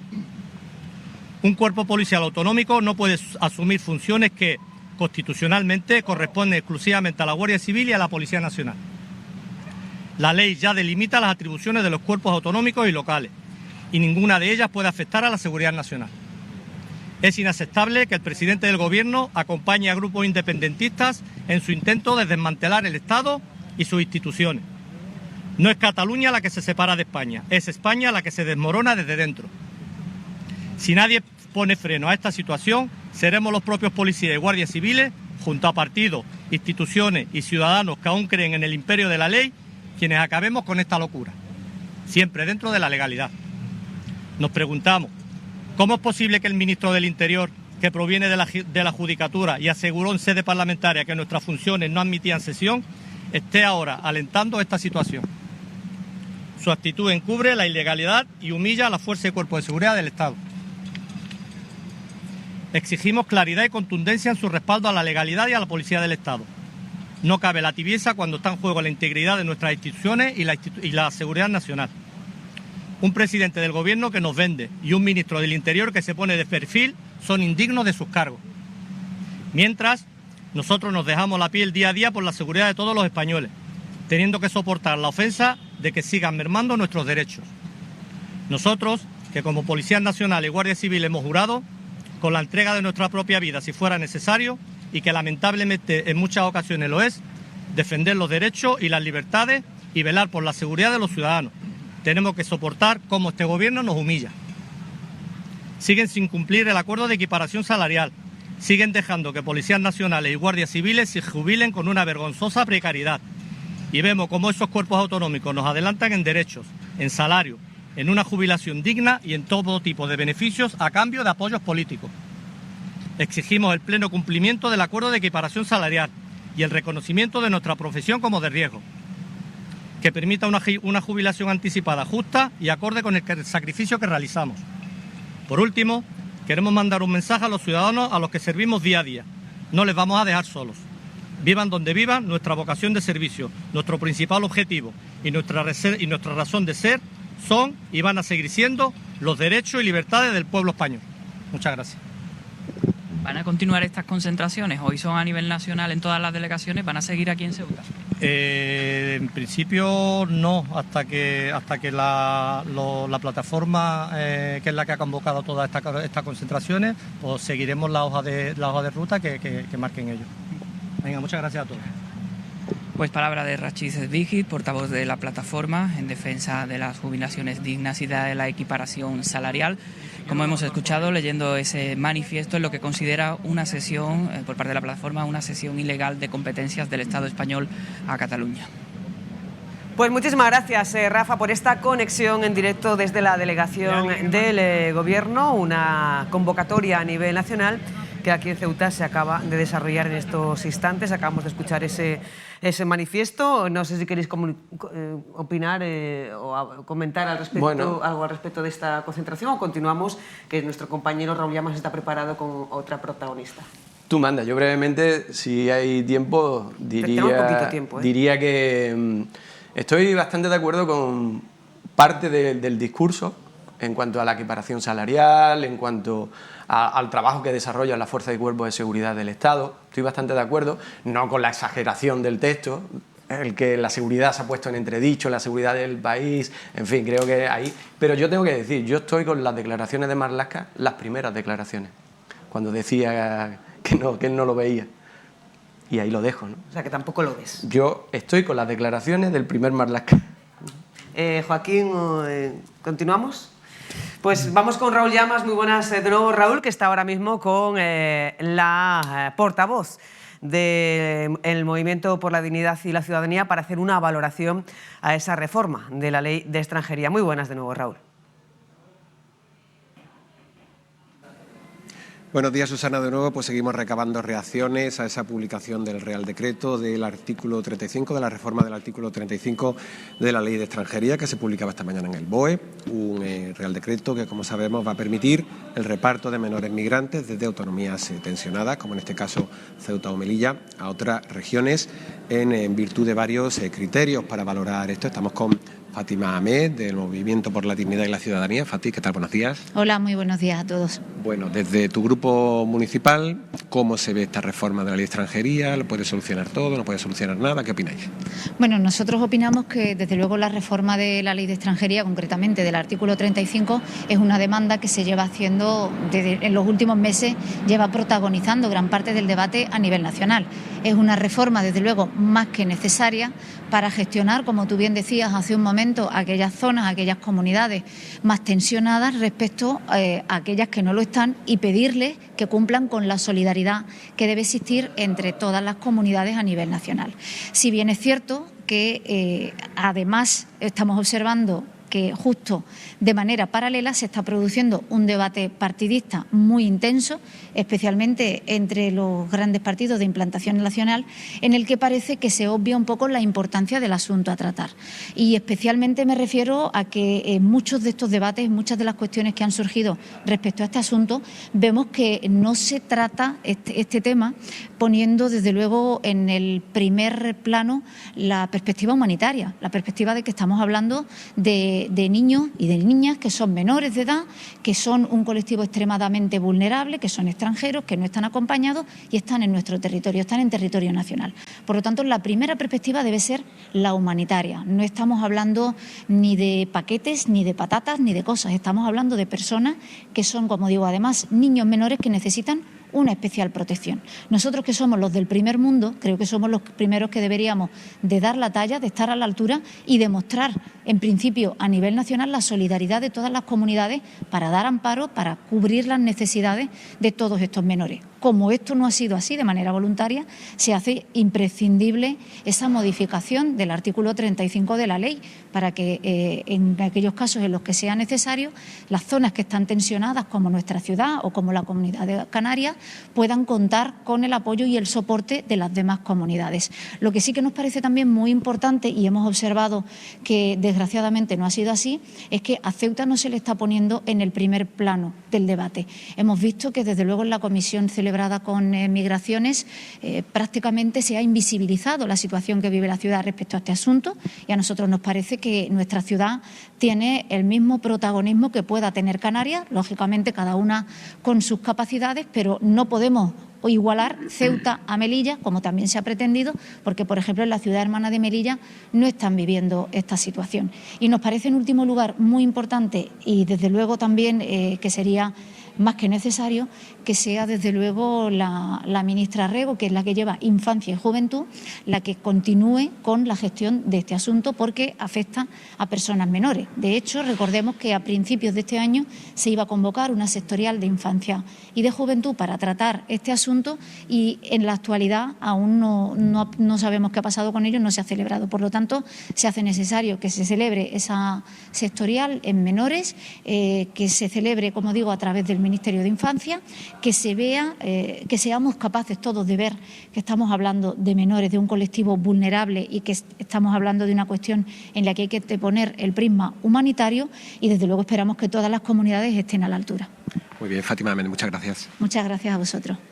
Bueno, Susana, pues ahí queda Fátima Ahmed, que habla de esa perspectiva humanitaria, de poner en primer plano que son menores un colectivo vulnerable. También quiere que Ceuta no quede eclipsada por Canarias en todo este aspecto, y también llama la atención de esa conferencia sectorial de la ministra Rego, que se iba a celebrar en febrero en Ceuta.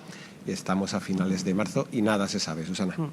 Pues muchísimas gracias, Raúl. Seguimos en conexión. Pídenos paso cuando tengas más reacciones a este cambio legislativo, a esta reforma de la ley de extranjería que el Consejo de Ministros ha aprobado tras lograr el acuerdo de Junts, el apoyo de Junts, para tomar esta decisión y dar este paso. ¿Qué creéis que puede suponer el apoyo de Junts, Rafa? Bueno, yo creo que, como ha dicho antes José, teniendo en cuenta cómo está la situación en el país a nivel político, los acuerdos son necesarios, ¿no? Y en muchos casos imprescindibles, ¿no? Y yo creo que en este caso es totalmente necesario, porque si se trata de intentar conseguir que haya, de aliviar la presión migratoria de menores que tienen Canarias y Ceuta en este caso, como dos de los territorios más afectados, yo creo que todos los acuerdos y todos los entendimientos que haya en este sentido deben de ser bienvenidos, por si siempre se busca el bien común, como parece ser en este caso, ¿no? José. Sí, gobernar es el arte de acordar, y más en este contexto, ¿no? Lo importante para mí en estos momentos no es con quién, sino para qué y por qué, ¿no? Entonces, bueno, hay acuerdos que yo personalmente pues me puedo mantener más distante en ese por qué o en ese para qué, y hay otros acuerdos con los que estoy totalmente cómodo, ¿no? Pero lo que es claro y lógico, que el Gobierno necesita los votos de todos los que estén dispuestos a apoyarle. El Partido Popular, en la mayoría de los casos, que sería quien pudiera dar una estabilidad al Gobierno, eso es una quimera en estos momentos, ¿no? España, nuestro sistema político no está maduro como para eso. Los dos grandes partidos deberían darse apoyo para temas fundamentales, pero no estamos en eso. Por lo tanto, cuando dos no acuerdan es porque ninguno quiere. No le he hecho la culpa a uno porque no haya acuerdo a nivel nacional. Yo siempre he visto con buenos ojos que los dos grandes partidos puedan colaborar y puedan acordar cuestiones importantes para el país. Pero en este momento el Gobierno tiene que apoyarse también en Junts. Y Junts pues hace valer su posición, igual que lo haría valer Ceuta si tuviera un partido clave, como lo hace Canarias, como, en fin, en esto es el juego en estos momentos, ¿no? A mí no me preocupa con quién, me preocupa el para qué y el por qué. Joaquín, ¿estás de acuerdo? Yo, en esto último que ha dicho José, es lo que yo opino. Si el PP se molesta tanto de que se lleguen a acuerdo con Junts, lo tiene fácil. Llegue a acuerdo usted con el PSOE, no va a vender su ideología, tiene la oportunidad negociando con el PSOE de hacer una modificación del artículo 35 mucho más correcta, a lo mejor con mucho más detalle que lo puede hacer con Junts. Es verdad que Junts está jugando su papel de ser los que mandan, incluso por encima del presidente de la Generalitat. Bueno, pues se les puede dejar que piensen eso, aunque la realidad sea otra, y conseguir con sus votos algo que realmente se necesita, como aquí en la mesa han dicho todas las personas que se han pronunciado. Raúl Llamas nos pide paso de nuevo, ahora mismo se encuentra con un representante de Ceuta Ya. Muy buenas de nuevo, Raúl. Buenos días de nuevo, Susana. Seguimos recabando reacciones o valoraciones de la publicación de ese Real Decreto de la reforma del artículo 35 de la Ley de Extranjería, que posibilita el reparto de menores migrantes desde autonomías tensionadas como Canarias o Ceuta hacia otras regiones del resto de España. Nos va a decir la opinión de Ceuta Ya, Moad Ayadi, que es el secretario de organización de este partido. Moad, ¿qué tal? Buenos días. Buenos días. Bueno, desde Ceuta Ya, ¿cómo se ve este Real Decreto que aprobaba ayer el Consejo de Ministros? ¿Qué opináis vosotros? Positiva, necesaria y que llega tarde. Llega tarde porque defendemos, como la propia legalidad tanto nacional como europea, el derecho a la movilidad de estos niños, el no convertir Ceuta en una cárcel para ellos, y lamentar que haya llegado tarde precisamente por el bloqueo del Partido Popular, ¿no? Lo que siempre hemos criticado. También el marco conceptual en el que tanto desde el Gobierno aquí en Ceuta, Vivas a la cabeza, ha pintado un escenario marcado por el colapso, que Ceuta ya no daba para más. Lo que desde Ceuta ya hemos rechazado categóricamente, porque unos cientos de niños no pueden bloquear las instituciones locales, ¿no? Y la pregunta es, ¿qué ha hecho Vivas durante 20 años, que es el tiempo que ha tenido las competencias en esta área, para evitar precisamente este tipo de situaciones, ¿no? Luego, una cuestión de coherencia. Vivas debería de explicarnos por qué a nivel nacional el PP es una cosa y a nivel local es otra. Solamente destacar lo que ha pasado en Valencia, ¿no? Que deja un poco en evidencia, lamentablemente, primero, el uso partidista de estos niños como arma arrojadiza, y en segundo lugar, la arrogancia, ¿no? La arrogancia y la mentira y la falsedad que hay detrás. Al fin y al cabo, el Partido Popular aquí no es una cuestión de velar por los intereses de estos niños, ¿no? Sino que es básicamente el no tenerlos en la calle, ¿no? No quiere verlos en Ceuta.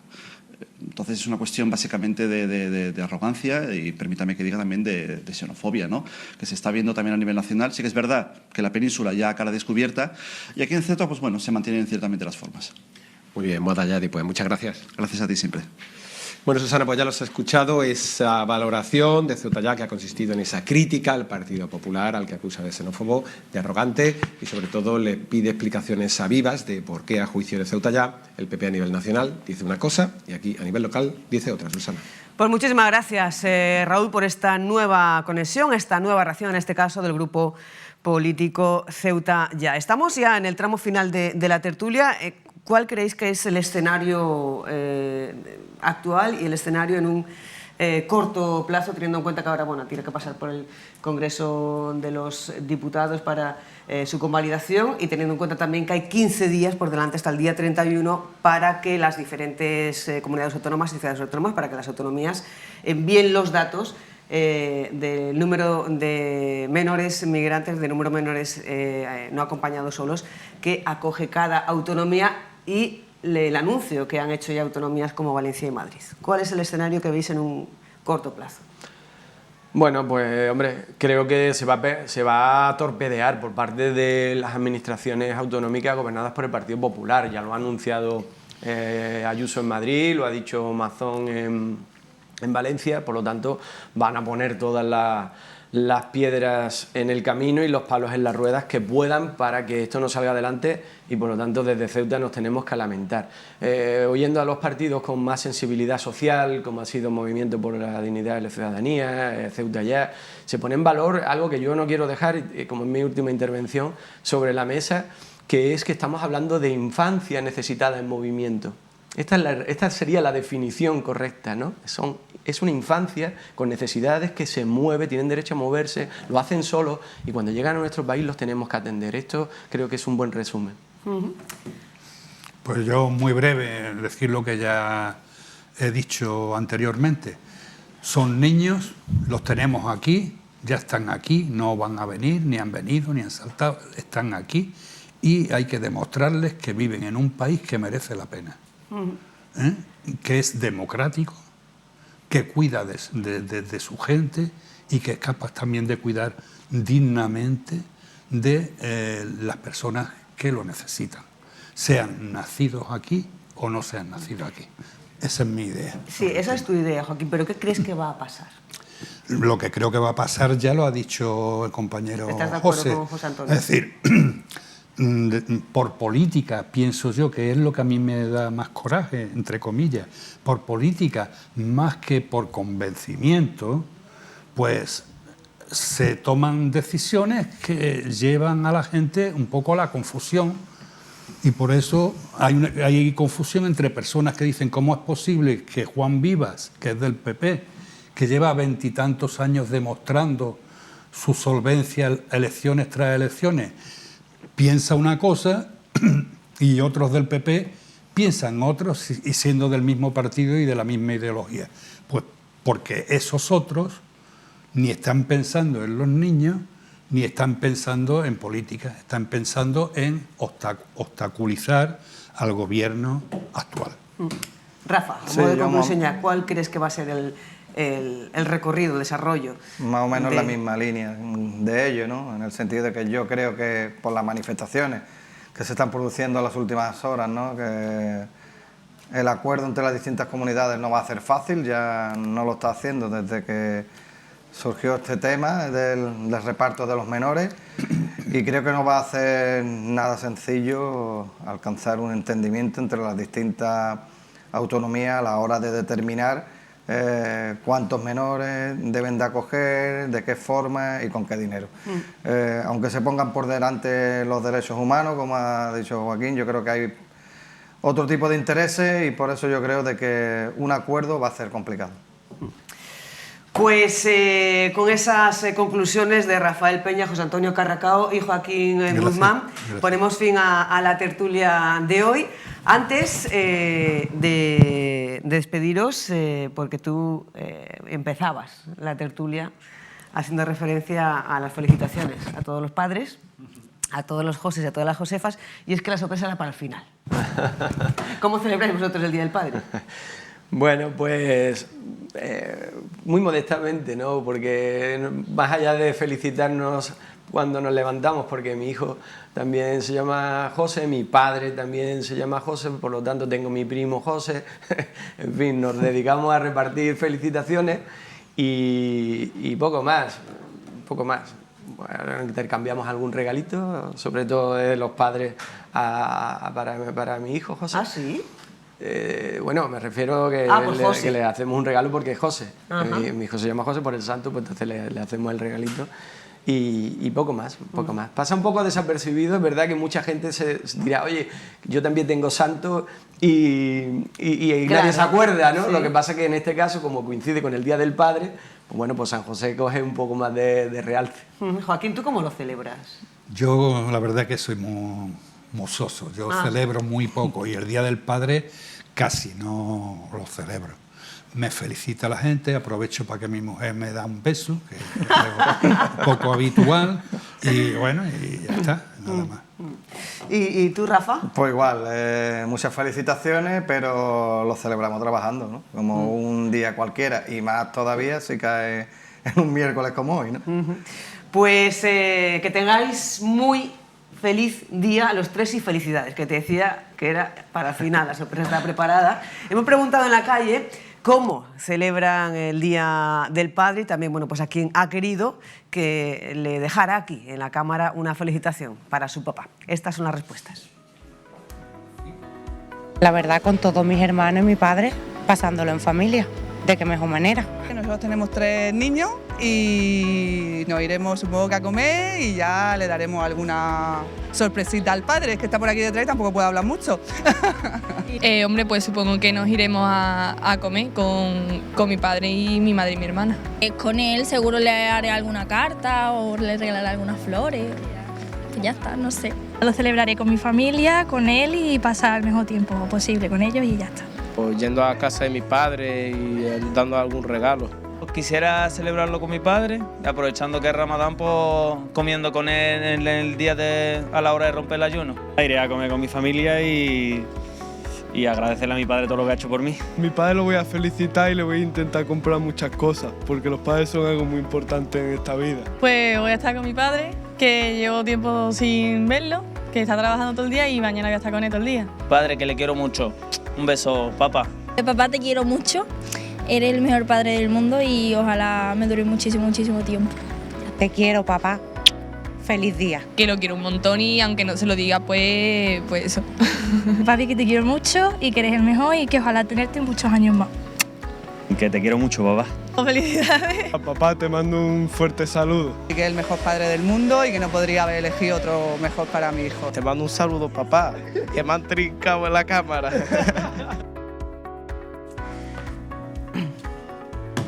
Pues muchísimas gracias a todos por participar en la encuesta. Vamos a ver qué nos dijeron en la encuesta digital.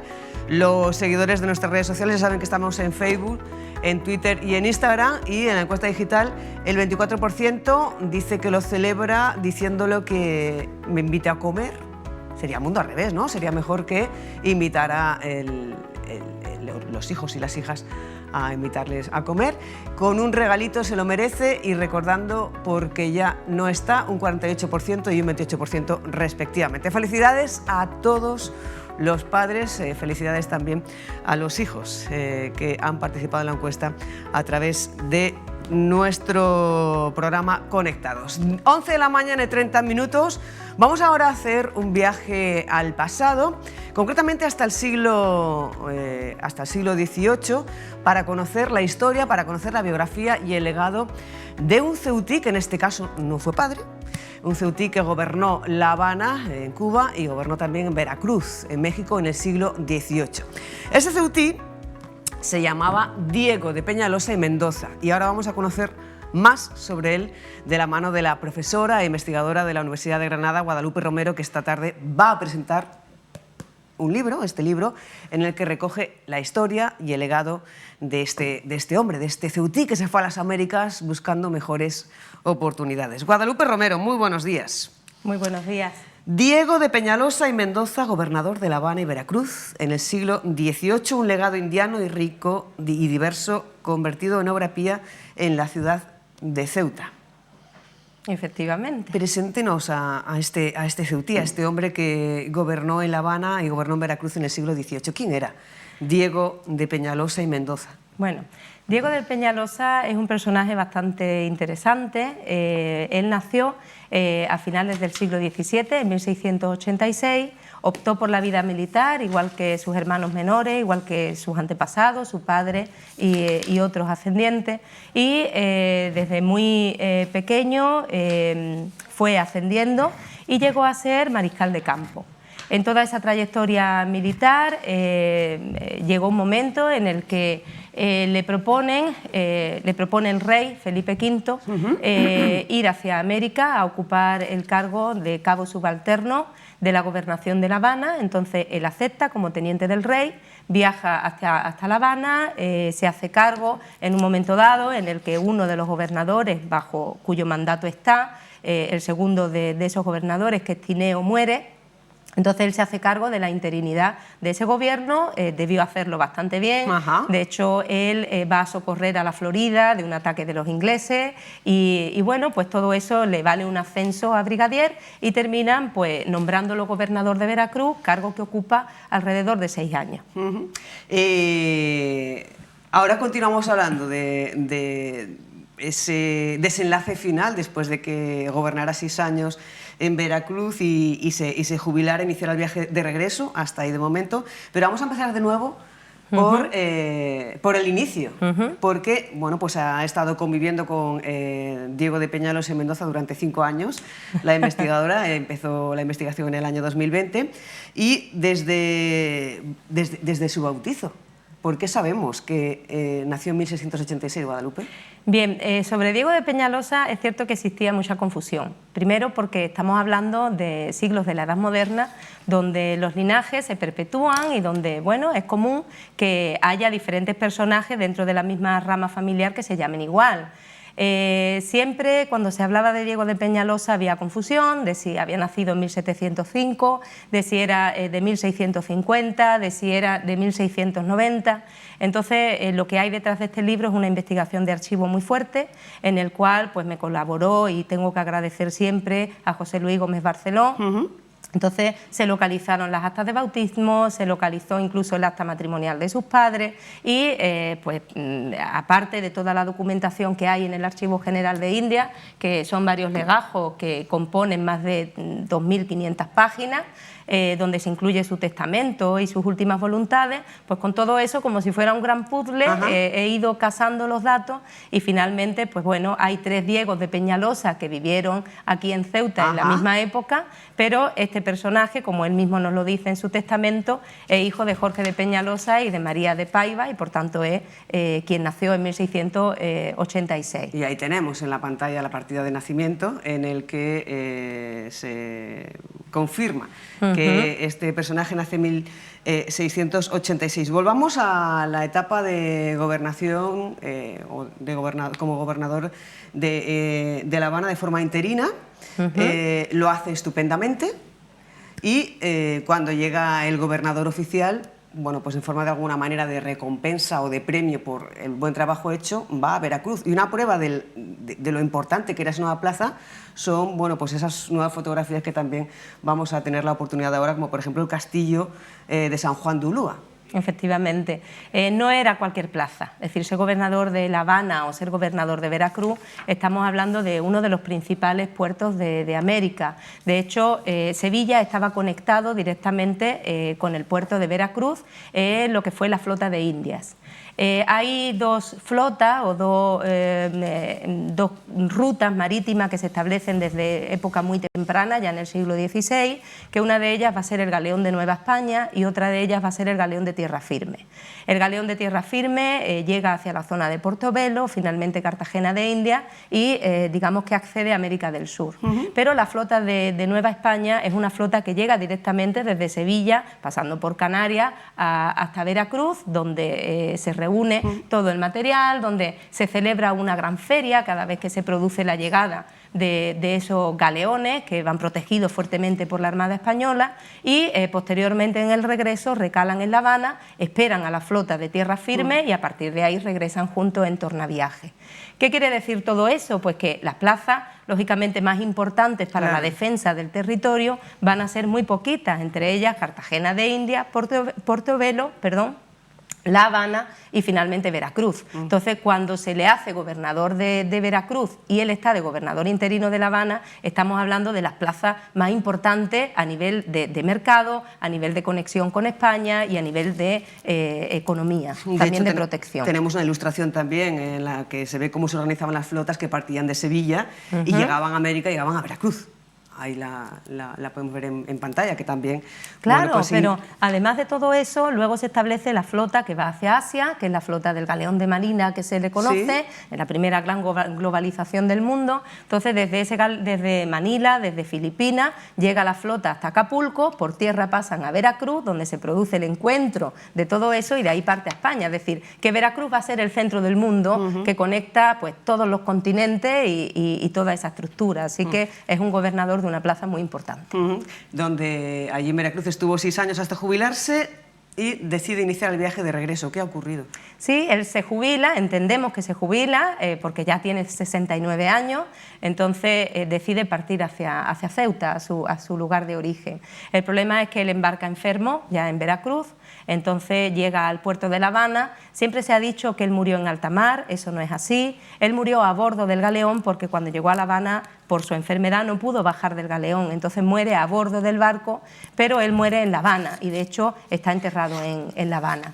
Sin embargo, esa enfermedad hace que pueda, y esa jubilación hace que él pueda organizar toda su vida, que ordene la venta de las propiedades que tiene en Veracruz, que organice muy bien los maletines con todas sus alhajas y propiedades y efectivos muebles, y que haga toda la documentación necesaria de qué quiere que se haga con ese dinero. Él fue un hombre muy austero, él lo dice, él fue un hombre que no tuvo hijos, que no estuvo casado en ningún momento y que gastaba lo justo y necesario para llevar una vida digna. Entonces, él desde el principio su idea era fundar una fundación piadosa aquí en Ceuta. Todo su capital, que es un dinero importante, asciende a más de 200.000 pesos, todo ese capital se va a invertir aquí en Ceuta y bueno, va a fundar una obra pía muy importante para su familia y para los miembros más necesitados de la ciudad. ¿Qué es ese libro de entablación que tenemos en pantalla y que también es la portada del libro? Efectivamente, ese libro de entablación es un libro que se conserva aquí en el Archivo General de Ceuta y es el libro en el cual se ejecuta esa fundación piadosa que él hace.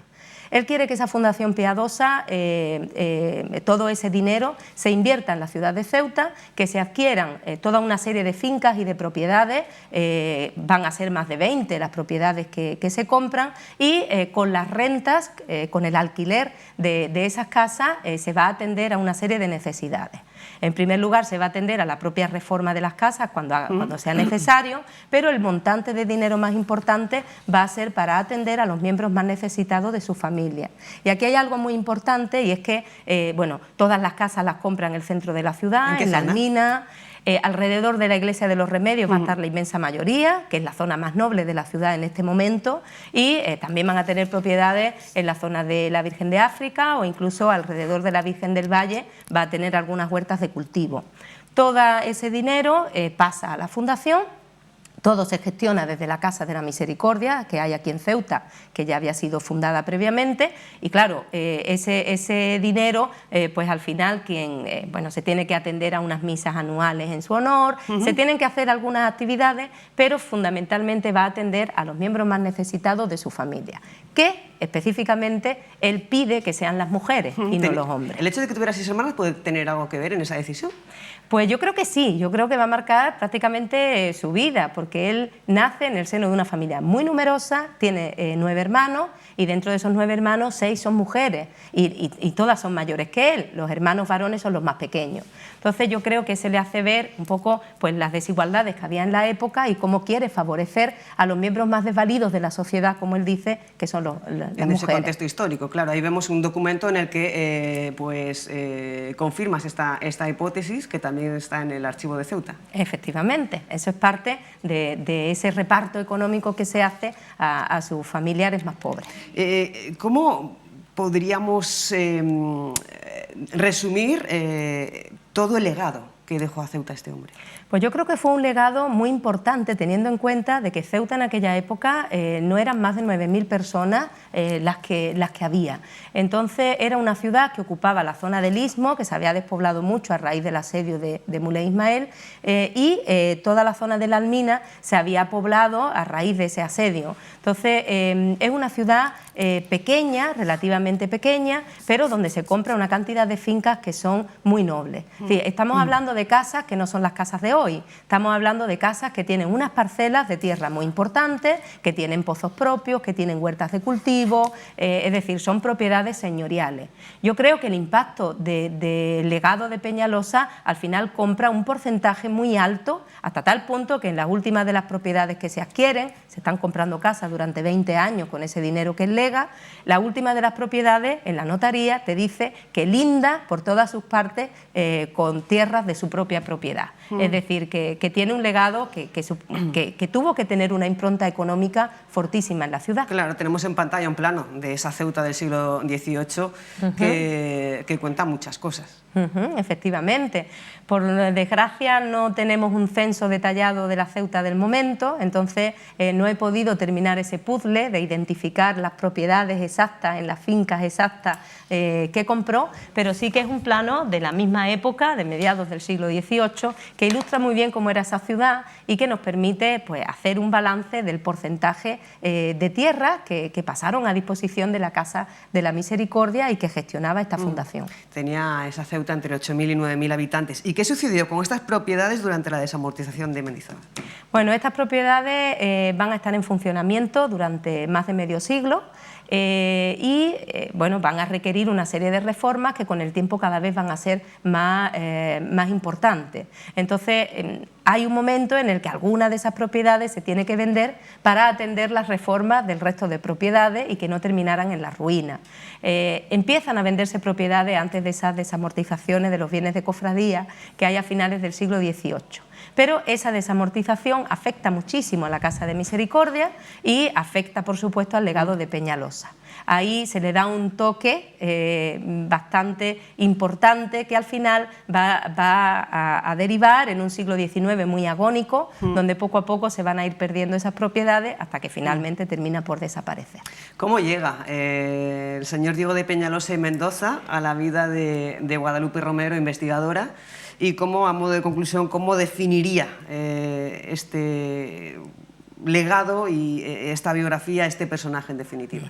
Bueno, llega por mi propio interés a nivel de investigación. Yo me dedico desde el año 2005 a trabajar sobre América, soy americanista de formación y de profesión, entonces mis líneas de investigación normalmente giran en torno al análisis de los pueblos indígenas en Colombia y en Perú y en torno a las relaciones culturales y artísticas entre el sur de España y América. Lo que ocurre es que yo me vine aquí hace 5 años a Ceuta, decidí afincarme en la ciudad, entonces decidí en ese momento incorporar Ceuta hacia América. Ceuta tiene todavía muchísimo que decir en torno a América, queda por hacer mucho para rescatar muchos personajes que o fueron mercaderes, o fueron comediantes, o fueron religiosos, que al final llegan a América, algunos hacen fortuna, otros tienen peor suerte, pero que de una u otra manera la impronta en la ciudad, porque ellos mandan dinero hacia sus familiares, está presente. Entonces, por interés personal, solicité una beca al Instituto de Estudios Ceutíes porque me topé con este personaje y lo creí interesante como para hacer una monografía sobre él y rescatarlo un poco del olvido. Y bueno, el Instituto de Estudios Ceutíes confió en mi investigación y este es el resultado. Un personaje que evidentemente genera interés, ya nos está generando interés. ¿Qué definiría, cómo su carácter, su labor en el ámbito militar, en esas 2 plazas que gobernó en La Habana y en Veracruz? ¿Cuál sería la descripción de este personaje? Y no sé si tienes a alguien con quien compararlo del siglo actual. No lo he pensado, pero yo creo que es un personaje que tiene una dualidad importante. O sea, creo que por un lado es una persona muy comprometida socialmente con su época. Creo que es una persona que, como he dicho antes, llevó una vida austera, llevó quizá una vida muy devota. Él era muy devoto de la Virgen de Guadalupe, ayudó a instituir el culto a la Divina Pastora, por ejemplo, en Veracruz, en México. Una persona que va a crear esa fundación. Pero por otro lado veo a Diego de Peñalosa una persona muy comprometido con su oficio y un buen militar. De hecho, en el ascenso, en el primer ascenso que tiene a brigadier, cuando lo recomiendan como gobernador subalterno de Cuba, ya se dice sobre él en un expediente que era una persona de celo, una persona muy formada, muy experimentada y muy inteligente. O sea que entiendo que es una persona que está al servicio de España, que a nivel militar él cumple con todos los requisitos y de hecho asciende hasta llegar a ser mariscal de campo, que no es nada desdeñable, pero que por otro lado tiene un compromiso hacia, en este caso, hacia las personas desfavorecidas de su sociedad y por eso él, con su vida austera, pretende favorecer y poner su granito de arena a nivel asistencial, ¿no? Pues Guadalupe Romero, muchísimas gracias por rescatar del olvido a este ceutí, que además ha dejado un legado muy rico y un legado piadoso en la ciudad autónoma de Ceuta. Intuyo que ya hay algún ceutí más en la mesa de investigación de esta investigadora de la Universidad de Granada, que además también es miembro correspondiente extranjero de la Academia de Historia de Cartagena de Indias y decana de la sección de Historia y Arqueología del Instituto de Estudios Ceutíes. Esta tarde pueden conocer más detalles de Diego de Peñalosa y Mendoza en la Biblioteca Pública del Estado, que es la presentación oficial, a partir de las 6:30, con presentación del arqueólogo de la ciudad, Fernando Villada. Muchísimas gracias. Gracias a y un vosotros. placer, enhorabuena por el trabajo. Muchas gracias. Nos vamos ahora con Raúl Llamas, nos pide paso desde la barriada de San Daniel. Muy buenas de nuevo, Raúl. Buenos días, Susana. Pues nos encontramos en el Parque Infantil de la barriada de San Daniel, un parque infantil del que nos va a hablar el presidente de la barriada, Miguel Ángel del Río, un parque infantil que tiene varias deficiencias que él nos va a contar y que no son las únicas que hay en esta barriada. ¿Qué tal, Miguel Ángel? Buenos días. Hola, muy buenos días. Bueno, cuéntame qué le pasa a este parque. Bueno, pues aquí estamos sufriendo un poquito del vandalismo, al tener esto abierto, pues los fines de semana viene la gente, hacen su botellona, su quedada aquí, hacen sus necesidades, se montan en los columpios que donde ya están destrozados. Hace prácticamente un año me hicieron un pequeño favor al traerme 2 o 3 piezas de columpio y a la vista está de que está ya todo destrozado. Gírate un pelín hacia nuestra cámara para que te veamos mejor, ¿vale? Sí. Vale, ¿qué más deficiencias? Porque me comentabas anteriormente en el recorrido por la barriada el tema de las canalizaciones, por ejemplo. Eso es otras reclamaciones que llevamos haciéndole a Censa por escrito, que nunca nos contesta. Llegamos que la canalización de la barriada, desde la parte de arriba, viene hacia abajo y todo se ubica en un punto que es el bajo del piso del 5. Entonces cada 2 por 3 tenemos que estar llamando a Censa para que venga con la máquina, con la cuba y que absorba todo lo que se queda allí, porque todo se enfoca en esa canalización, desemboca en los bajos del número 5 del piso. A ver, más demanda. Hemos visto el estado de las barandillas, ahora nos hablarás tú de las barandillas y una farola que está en un sitio un poco raro, ¿no? La verdad que las personas que vienen de Solí o vienen al pabellón es una farola que interrumpe bastante el paso. De hecho, Miguel, el argentino, estuvo aquí también con Fernando y otra persona más que no me acuerdo. Dijeron de que no iban a cambiar la ubicación de la farola, lo mismo que también aquí lo del pabellón. Nos iban a poner unas farolas de luces de LED, de las nuevas, y al día de hoy nada. ¿Y las barandillas? Las barandillas igualmente ese mismo día también se dijeron de que de momento se iba a hacer un apaño, que la sordaron, y también como los vecinos van con los perritos, pues del óxido del pipí, de la lluvia y todo, pues se han ido deteriorando. Y dijeron de que iban a hacer un presupuesto y que lo iban a reparar igualmente, pero nada. La última demanda, el paso de cebra, ¿no? Que da entrada, digamos, a la avenida, que está en un sitio un poco peligroso.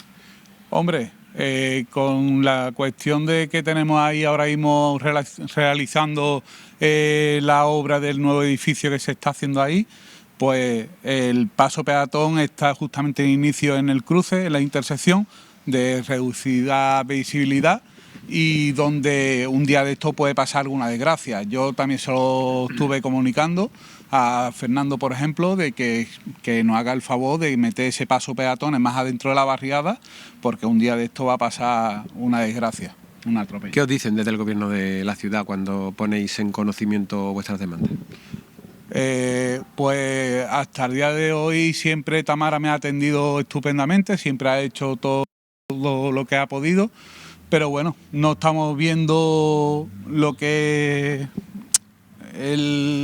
las cosas, que aquí se va dejando y no vemos respuesta a lo que se tiene que hacer. Ya por último, Miguel Ángel, ¿tenéis algún proyecto así para la barriada a medio o largo plazo? Pues de momento no hay ningún proyecto. Me gustaría que lo principal fuese lo de los chiquillos, porque no tienen ninguna zona de juego, no tienen ninguna zona donde se puedan poner a jugar.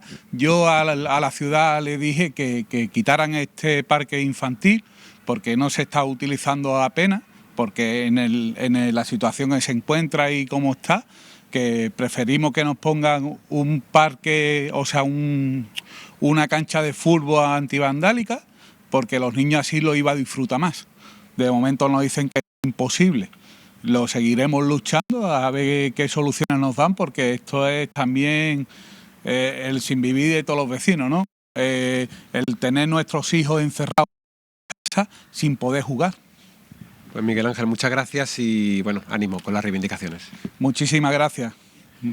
Muy bien, Susana, pues ahí queda esa demanda del presidente vecinal de la barriada de San Daniel, unas demandas que afectan, por ejemplo, a este parque infantil en el que nos encontramos, a las canalizaciones, a las barandillas, incluso al paso de cebra de entrada, digamos, a esta plazoleta en la que nos encontramos, reclamaciones que afirma ya se han puesto en conocimiento del gobierno de la ciudad y que espera sean atendidas. Gracias, Raúl. 11:53. Muchas gracias también a todos ustedes por acompañarnos un día más en esta conexión en directo con la actualidad local, que vuelve mañana en el mismo sitio, aquí en La Pública, y a la misma hora, a las 10 de la mañana. Que pasen muy buena tarde, que pasen muy buen día todos los padres, todos los Josés y todas las Josefas. Y recuerden que pueden seguir conectados con nosotros a través de La Pública, a través de la aplicación Ceuta Play y también a través de la página web rtvc.es. A continuación viene Beatriz Palomo con todo su equipo de A Esta Hora y a partir de las 2, servicios informativos. Disfruten.